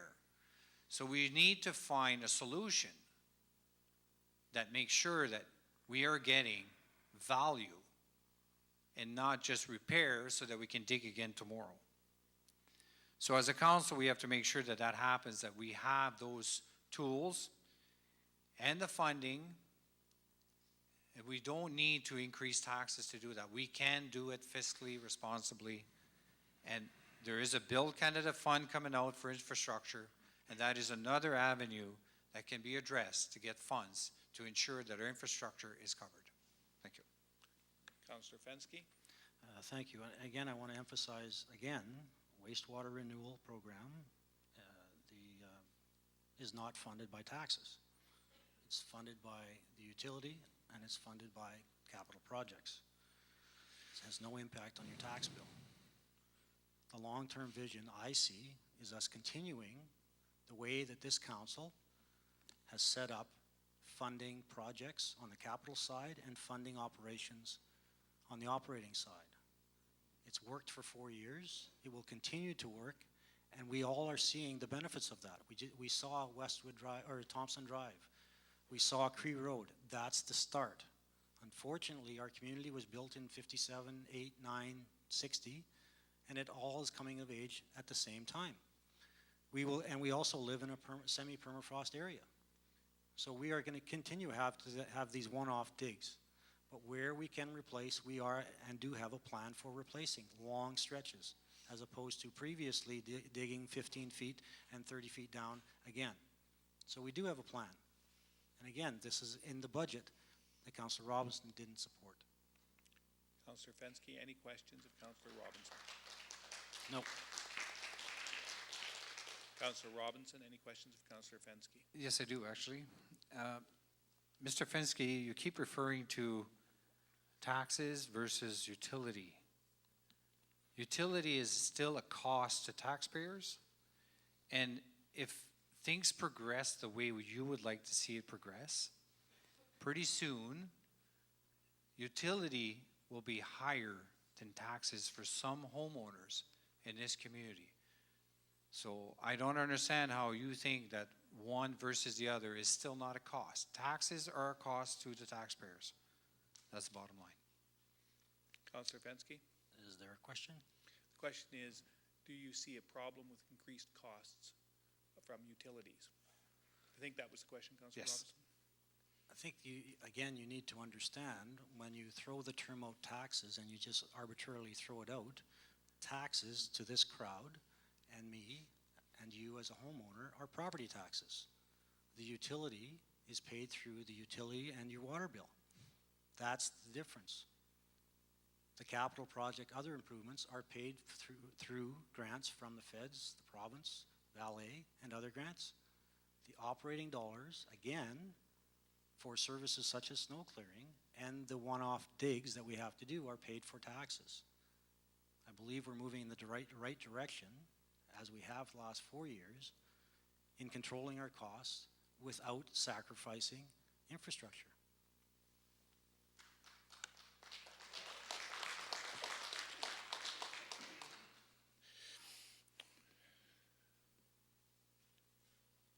Councillor Fensky, What specific capital projects do you envisage in the next 4 years, and how specifically would you pay for them? I think my plan is fairly straightforward, and I don't want to take credit for it because it was a council decision 2 years ago in regards to the water utility and the replacement. We have a plan in place. I'd like to see that continued. Peter Pollock just mentioned $3.2 million in capital expenditures. Equates to about $12 million you'll see over the next 4 years with the same funding process in place. Federal government gas tax, the provincial transfers, the contribution from the valet until 2017, where the valet agreement expires, and we'll have to renegotiate, and hopefully we can renegotiate a capital component as well. So I don't see us changing the way we're doing business at this point. I think we're successful. I think the people like what we're doing, and we'll continue in that direction. Councillor Robinson, what specific capital projects do you envisage for the next 4 years, and how specifically would you pay for them? I can't hear you. You have to speak up. I'm sorry. What specific capital projects do you envisage for the next 4 years, and how specifically would you pay for them?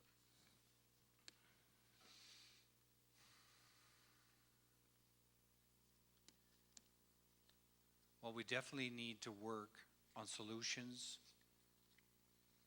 for making things better. Capital projects is something that council will decide on. The new council of the day will decide what the capital projects will be funded and which ones are not. So it's hard for me to say what a council would decide. I do support infrastructure replacement, but we have to make sure it's responsible. What was your second part of your question? What specific projects are you proposing or do you envisage, and how would you specifically pay for them? Well, the Build Canada Fund is a definite avenue that is available, that will be available soon. The funding is a $5 billion over 10 years, and that is something that is coming down the line. So that is something we definitely need, we will be able to tap into to provide funding. Thank you. Councillor Robinson, have you any questions for Councillor Fensky on this point? No, we don't. Councillor Fensky, any questions for Councillor Robinson on this point? Yeah, we have a capital program in place. We're moving forward with that. And again, it was approved in this budget, the previous budget, the previous budget, the previous budget before that. My question is, if you're looking forward to capital improvements over the next 4 years, why do you continuously vote against the budget? Councillor Robinson? No comment. I refuse to satisfy his rebuttals that are fruitless. Thank you. We have time for one last question on this topic.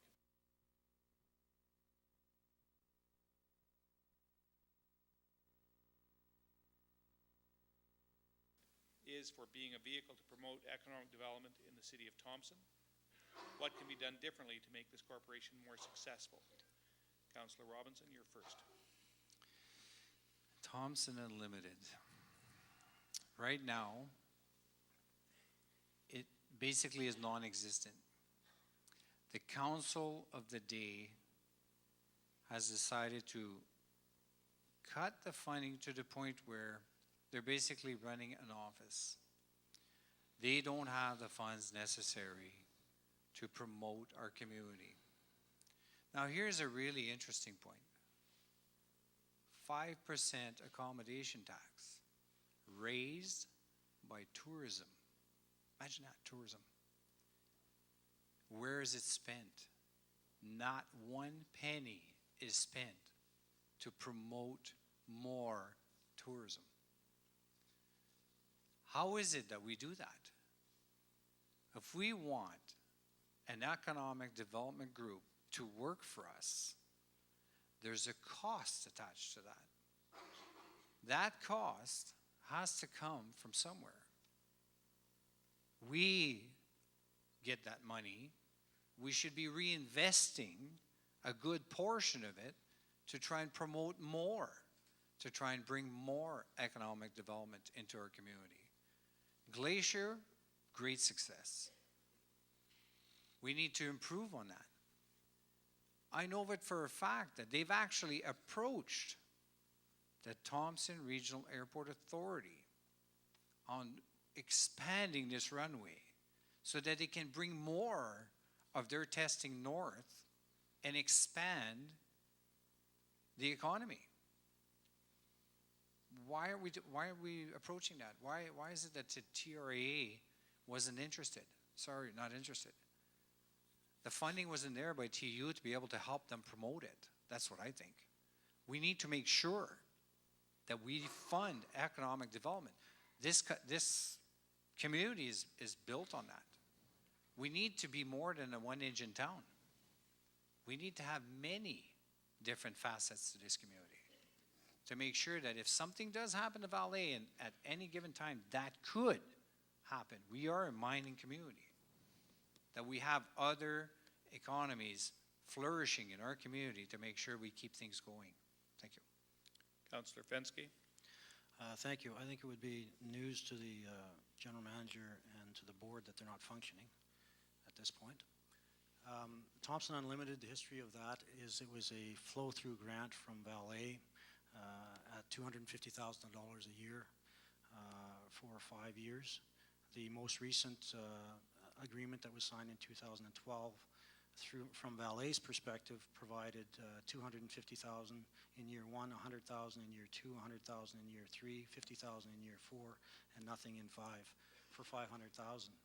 Council of the day decided to rebalance those numbers, so we redistributed the funds so that they will receive $125 a year for the next 4 years.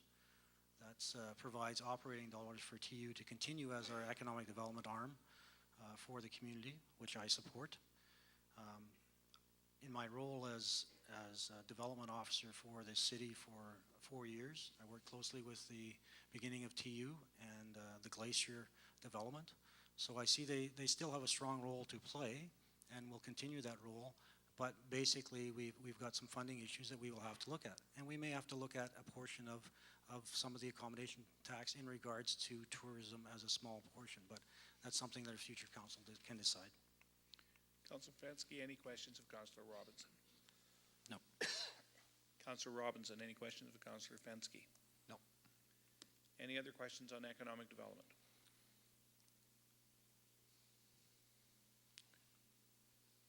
Thank God, I thought I was going to have to come up with another one myself. Dan Murphy. On one of my trips up back home to Thompson, I noticed truck after truck after truck pulling a boat with an American license plate on it, or from another area of our country. Once I got to the turnoff to Easterville, that dropped significantly for the rest of the way home. It's just as far to Flin Flon or the Paw as it is to Thompson from Winnipeg, where that traffic is all flowing from. What would you do to see the increase of tourism here in our area? We have Paint Lake. It's a beautiful place. I'm proud to be an outdoorsman. I think it's one of our greatest things that we should be encouraging and promoting. And so what would you do to see that increase and become a greater source of revenue for our community? Councillor Fensky, I think that's for you. Thank you for the question, Dan. In regards to the growth of tourism, you're right, this is a gem in the north. As a community, we have surrounding lakes. We have a lot going for us. It's one of the best kept secrets, being Paint Lake. One of the things to increase tourism, and this council is working with the province on the issue, and we've heard from Paint Lake residents as well, is the length of the camping season. It's too short. I wholeheartedly agree. I have no understanding why the south gets to stay open earlier and stay open later for the same service that we're providing up here. It's a shame that doesn't happen. I know that Colleen and Nick do a great job at McCready in regards to accommodating the long-haul trailers and campers that are coming up on their way to Churchill. So I would hope that they would continue that service. We've always heard good comments about Colleen and Nick's service that they provide to those.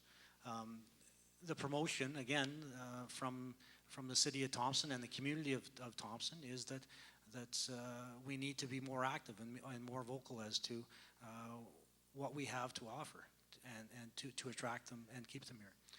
And I don't want to get into the casino issue again, but it was interesting. My wife was in the PAW a couple weeks ago, and she made the comment, why were all those campers at the casino at Akwesasne? Like, it's just one of those, another part of tourism that is an attraction. So you need to grow yourself, make yourself attractive, and they will come. Thank you. Councillor Robinson. Thank you, Dan, for that question. It's interesting you mentioned about American Place coming through here. We have many people come to Thompson to travel up to the Port of Churchill to see the polar bears. But what do we have here in Thompson? We have a nice big wolf on the wall of Princeton Towers. We have two organizations in this community trying to promote the Boreal Discovery Center of Excellence and the wolf exhibit. We have groups from all over the world interested on when will Thompson open its wolf exhibit to be able to come and see what we have in Thompson. The people that are waiting for the trains to go see the Churchill polar bears would also like to see something in Thompson, which would be the wolves that are going to come. That is a very strong attraction for our community, including the UCN is also interested in doing some studies, courses at the UCN about wildlife and wolves being the main focus. So that is something that we need to promote and make sure that it happens. Thank you. Councillor Robinson, any questions of Councillor Fensky on this point? No. Councillor Fensky, any questions of Councillor Robinson on this point? No. Microphone to my right, please. Good evening, Charlene Lafreniere again. My question is with respect to the approximately $2 million investment that Valet did after the announcement of the decommissioning of the smelter and refinery, which was to diversify our economy. And tourism, crazy enough, is really about our region and business tourism. The tourism that's been mentioned has a very little impact in our community. But nonetheless, some of the action plans that came out were education and training, housing, restorative justice, local and regional identity, and supporting Thompson as a regional service center. So what are your thoughts or knowledge on that? Councillor Robinson, you're first on that. I definitely agree with that. Thank you. Councillor Fensky. Well, I fully support the TEGWIC process and want to again publicly thank Valet for the assistance in that program and to look at the individual aspects of it. They are the cornerstones and the building blocks for the sustainability of this community. Valet will continue to play a large role in our community in regards to a mine mill operation. On that, we need to look at the other pillars of our community, such as UCN and education, such as healthcare and government services, and also being that regional service for the 65,000 people that live in our surrounding areas. So I fully support the TEGWIC process and moving it forward and making sure that some of those aspects can come to fruition and add to the economic base of our community. Any other questions on that?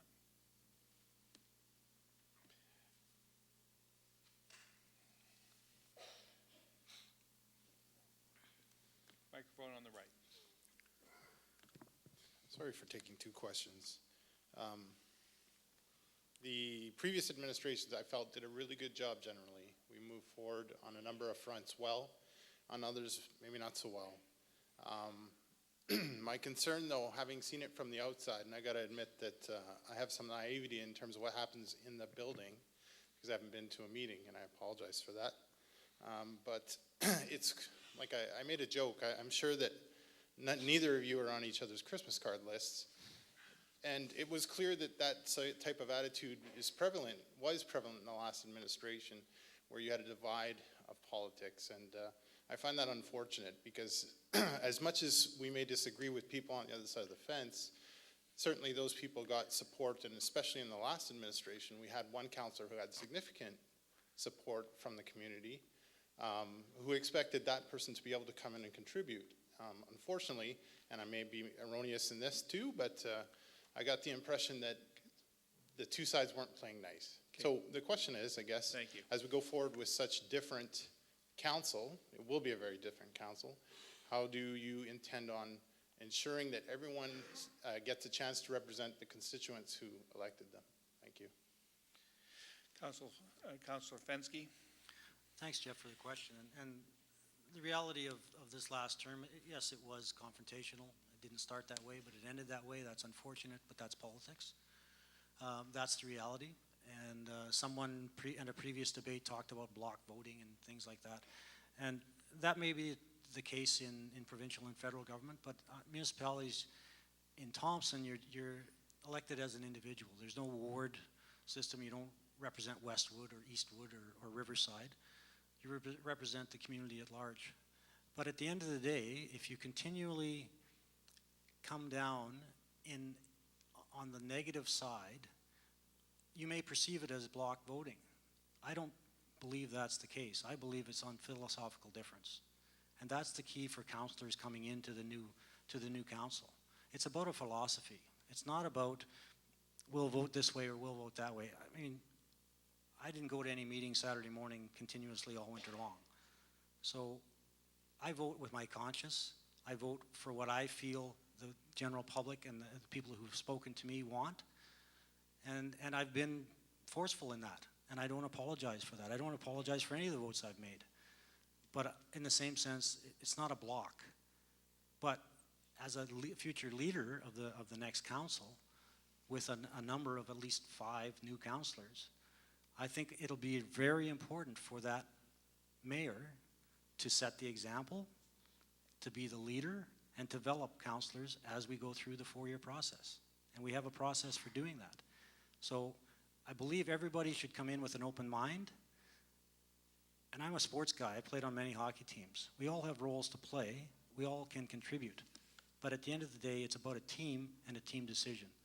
So once you have your discussions behind closed doors, in the dressing room, whatever, that stays in the dressing room. But when you come out as a team. And that's what I didn't see happen in the last year. Thank you. Councillor Robinson.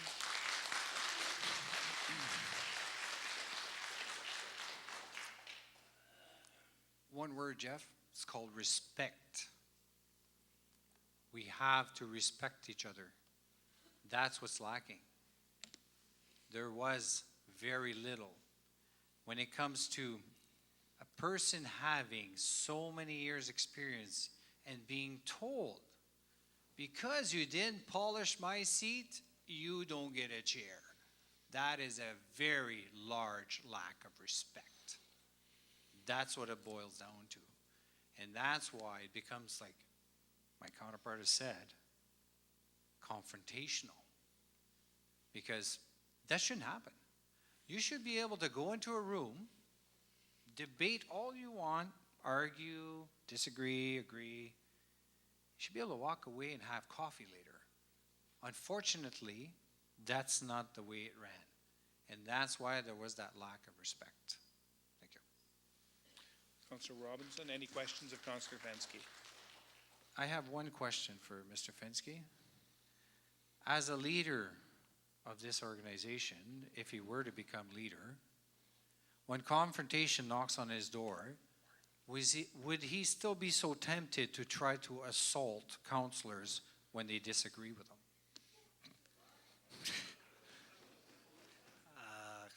Don't know where to go with that one.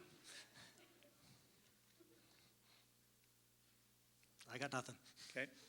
Councillor Fensky, any questions of Councillor Robinson? Nope. You have a question?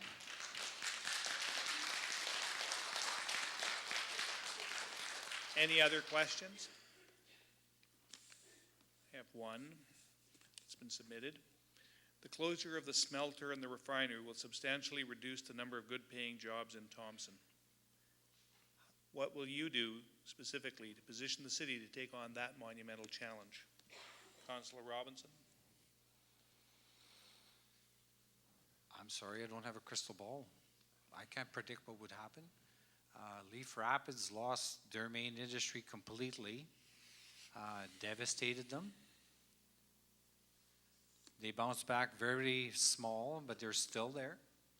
Flint Fawn lost their main industry, or not main industry, but the refinery and smelter process, and they're still there. Their tax base is still the same. So as for Thompson, I don't have a crystal ball. I really wouldn't be able to answer that fairly. Councillor Fensky? Well, I think when the announcement was made, it was pretty clear, two things. One, we had a lot of lead time to react to the date that has subsequently moved. And secondly, we have a plan. And I think you have to look at the Tedwick process, which I think was a very positive process. One, in identifying potentials, moving away from a mining-based, 100% mining-based community. We'll always be a mining community, maybe not in the magnitude that we have. For those that have been around for a while, remember in 1975, we had a workforce of 4,500 people mining for Inco at the time. We now have 1,500. Our community has grown. So we're not going away. Just because Valley is downsizing, and the overall impact of that may not be as great as a simple math of there's 500 guys here, that means we're losing 500 jobs.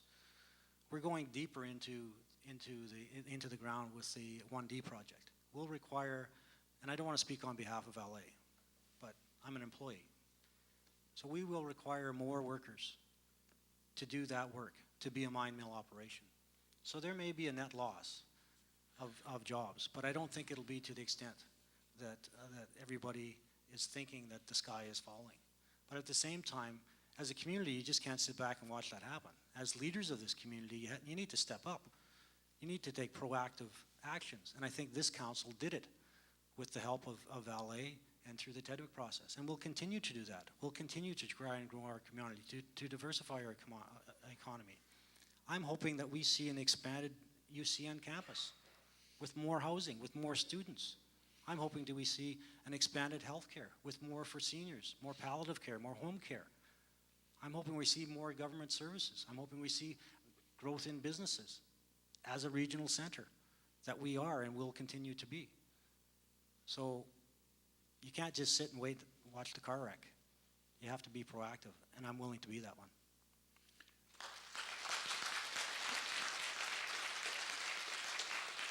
Councillor Fensky, any questions of Councillor Robinson? No. Councillor Robinson, any questions of Councillor Fensky?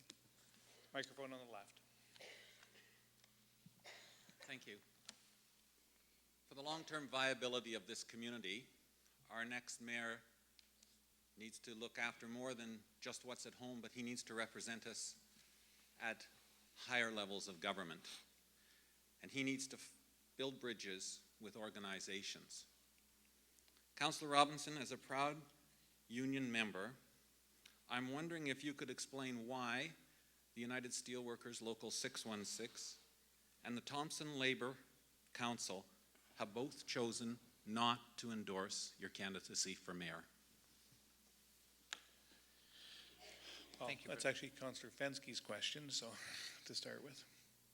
I don't want to speak on behalf of the councils or the local labor market. I would defer to Councillor Robinson.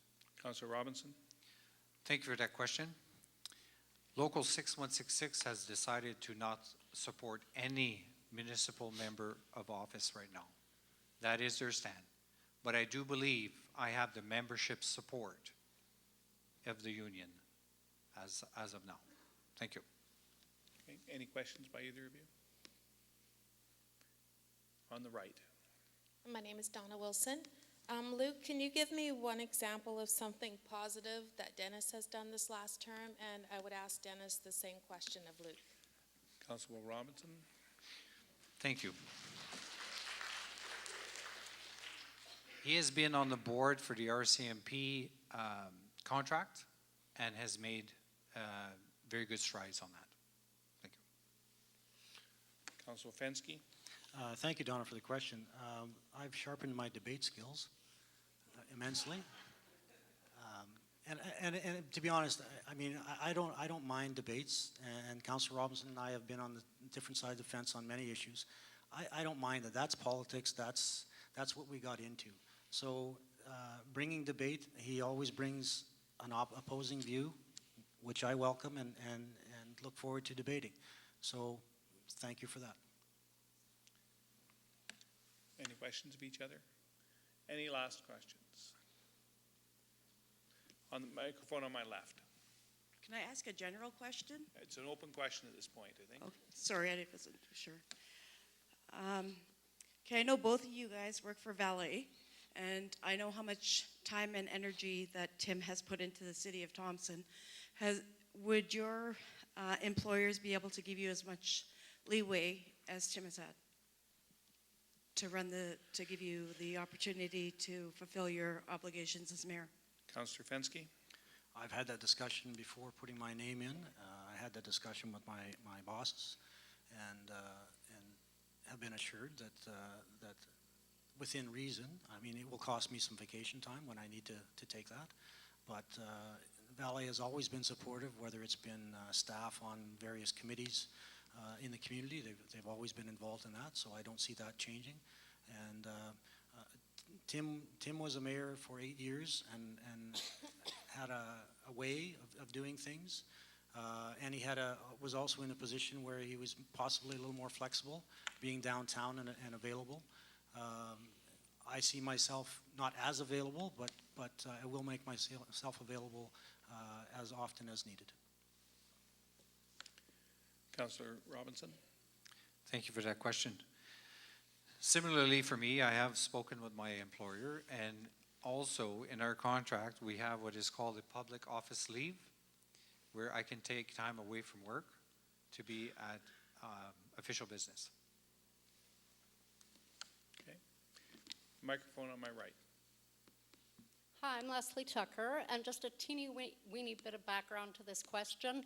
My daughter is Janae Tucker-Tatanich. When she was 16 years old, about 4 years ago, she was about 16 years old, and she's kind of a little politically inquisitive. So she got up here to ask a question 4 years ago, and she was heckled by the crowd. So she wanted me to say she's 20 now, and she will be voting. She's back, and she will be voting. And she sent me a question, by text, of course, because that's how we communicate. And this is her question. When I was in the protege program with Aaron, I attended city council meetings and saw behavior that was less than respectful. As mayor, what would your specific approach to reining in inappropriate behavior on council be, specifically? Councillor Robinson? Thank you for that question. Again, it's about respect, right? We have to make sure we are respectful of each other, that when people are speaking, others are listening. That has got to be the most important part. We have to nurture that, and we have to make sure that that happens. And as a leader, you have to make sure that Robert's Rules of Order are followed, and that people are adhering to them and respecting that. Thank you. Councillor Fensky? Well, I think as a leader of the council, that is your role, is to ensure that decorum is held. There are rules and regulations as to how people shall operate within the council chambers, and as a strong leader, you must maintain that order, and I have no issue in doing so. Councillor Fensky, any question of Councillor Robinson? Just a question in regards to Robert's Rules of Order, and the question in regards to understanding the voting procedures for the leader of council. What is it? That is the question. Do you understand the voting role for the leader of council? Councillor Robinson? Could you repeat the question? I didn't hear the question properly. Do you understand the role of the leader of council in the voting procedure? Yes, I do. Robert's Rules of Order are very clear that the chair of any meeting should never vote other than to break a tie. Okay. Clarification? Well, there's one question allowed, so it is the answer, it is. It's not the answer. I'm not commenting on it, I'm just saying that was the point. Hi, my name is Paulette Simpkins, and I'm the Executive Director for the Thompson Homeless Shelter as well as CMHA. And I would like to know what your knowledge is on homelessness and where did you get your information from? Councillor Robinson, or Councillor Fensky, I think you're first on this. I apologize. In regards to the homelessness situation in our community, I think I'm well versed as Chair of Public Safety. We have monthly meetings. We have a report from the shelter in regards to that. I think I've been well aware over the last 4 years of the issues we're faced. I've been a champion of the downtown strategy. I've been a champion of the Main Street North project in regards to bringing agencies together to deal with addictions, mental health issues, homelessness, and I'll continue to do that. Most recently, last Friday evening, I had the pleasure of accompanying Constable Dean Martin on a 4.5-hour ride-along, so I got firsthand, up close and personal with the situation on a Friday night in Thompson. And I wasn't really surprised by what I saw, but it did confirm what I already knew. Thank you. Councillor Robinson. Thank you for that, Paulette. Where I get my information from is from the homeless themselves. I talk to them. I stop and I chat with them.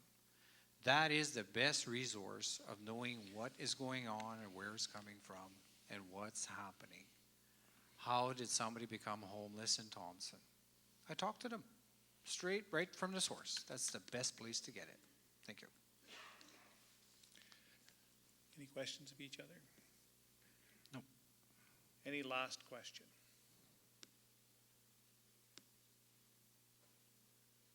Okay. Come on down. Or not. Just to make me look bad. Microphone on my right. Just a clarification, I'm speaking as a voting citizen and not as a media representative. I'm just asking for clarification. Luke, you talk about respect within the chamber. I've seen it, that you laughed when other people were talking about their opinions. So is that respect? When did I laugh? On Monday night when Charlene was speaking. I don't recall that. Okay. Okay. Anything further, Councillor Robinson? Councillor Robinson, anything further you want to say on that? Nope. Councillor Fensky, anything you want to say? Well, I think in regards to the question of respect, personally, from my experience, I believe that I've been respectful in every situation over the last 4 years, and I will continue to operate in that manner, noted by others in the way that I operate, and what you see is what you get, and I will continue to operate in that manner. Thank you. All right.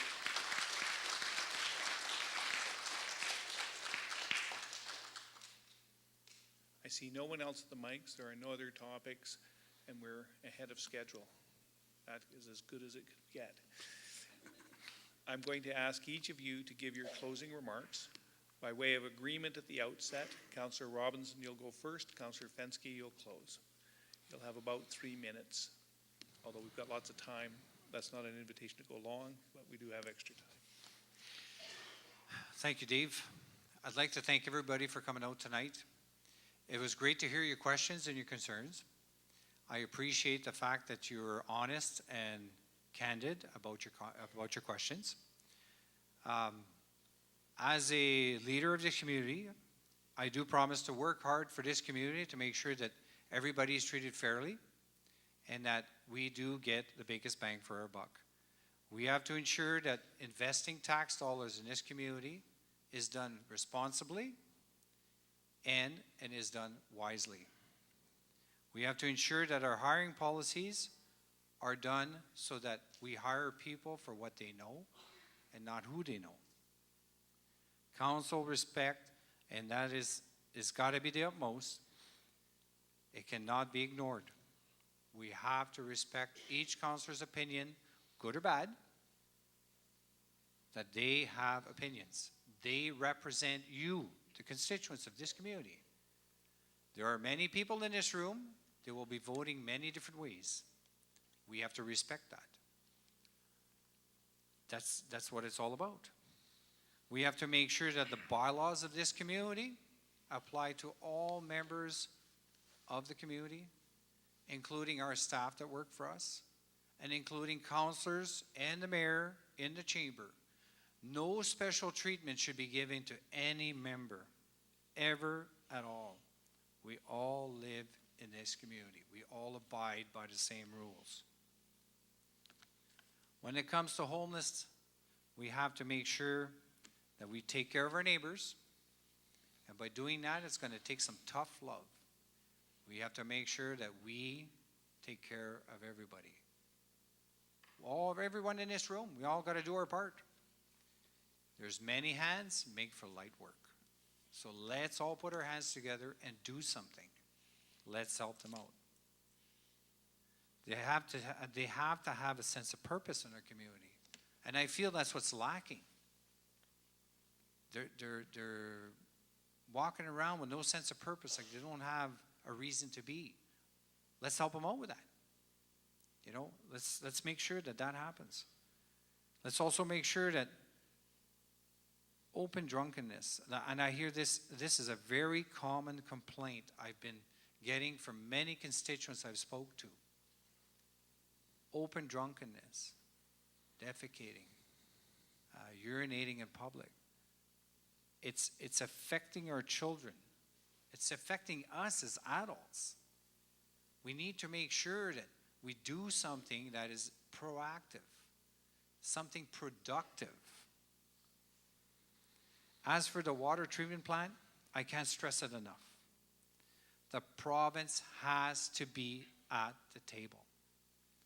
We cannot continue on this path without their participation to ensure that we don't get downloaded to the point where water bills may become higher than your taxes. At the end of the day, we all got to pay taxes, I agree, but let's make it reasonable. As for a casino, I can't say it enough times. We cannot afford a casino in or around our community. It just doesn't, it's not going to work for us. It's not going to be a benefit. For the little bit of gain that we might get out of it, is going to be a tremendous loss. We can't go that way. It's not going to help us in the end. So on October 22nd, I'll be looking for your support as mayor of the city of Thompson. Thank you.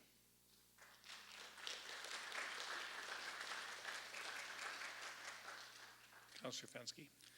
Thank you. First, I want to begin with thanking everyone for coming out this evening, and thank you all for your questions. They've been informative and quite accurate in your assessment of where we're going or where we should be going, so I thank you for that. I just want to clarify, and this speaks to the understanding and the role of the leader of council. And I opened it in my opening remarks. You need to understand the role of the role of leader of council and the Municipal Act and how we are governed. Councillor Robinson has again spoken about Robert's Rules of Order and the role of the leader of council. Unfortunately, in 1997, the Municipal Act was changed, and the leader of council has to vote.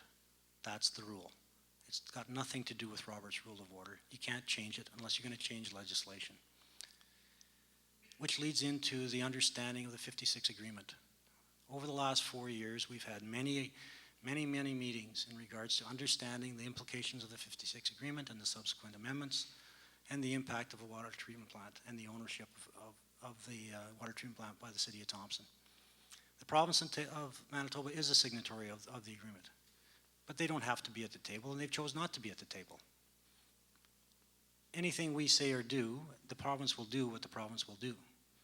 Basically, at this point, it's left to Valet and the City of Thompson, LGD, to discuss and come to an agreement. And that process will work through. And again, as leader of this council, I will ensure that the right people are in place with the right information to get the best deal for the City of Thompson. You need to understand the realities of the 56 Agreement. It's not an opinion, it's a fact. We've had lawyers explain to this, we've had the province explain to us, we've had many people explain to us the role of the 56 agreement. So moving forward, as the mayor of this city, of this great city, who have a great potential in the youth, in the existing people that live here, and those residents who have moved on. I believe in this city, I believe we have a future, and I believe I can lead us through that future. The next 4 years is about leadership and major decisions, and I believe I'm the right person to be at the table to lead those discussions. I'll look for your support on October 22nd. Thank you very much.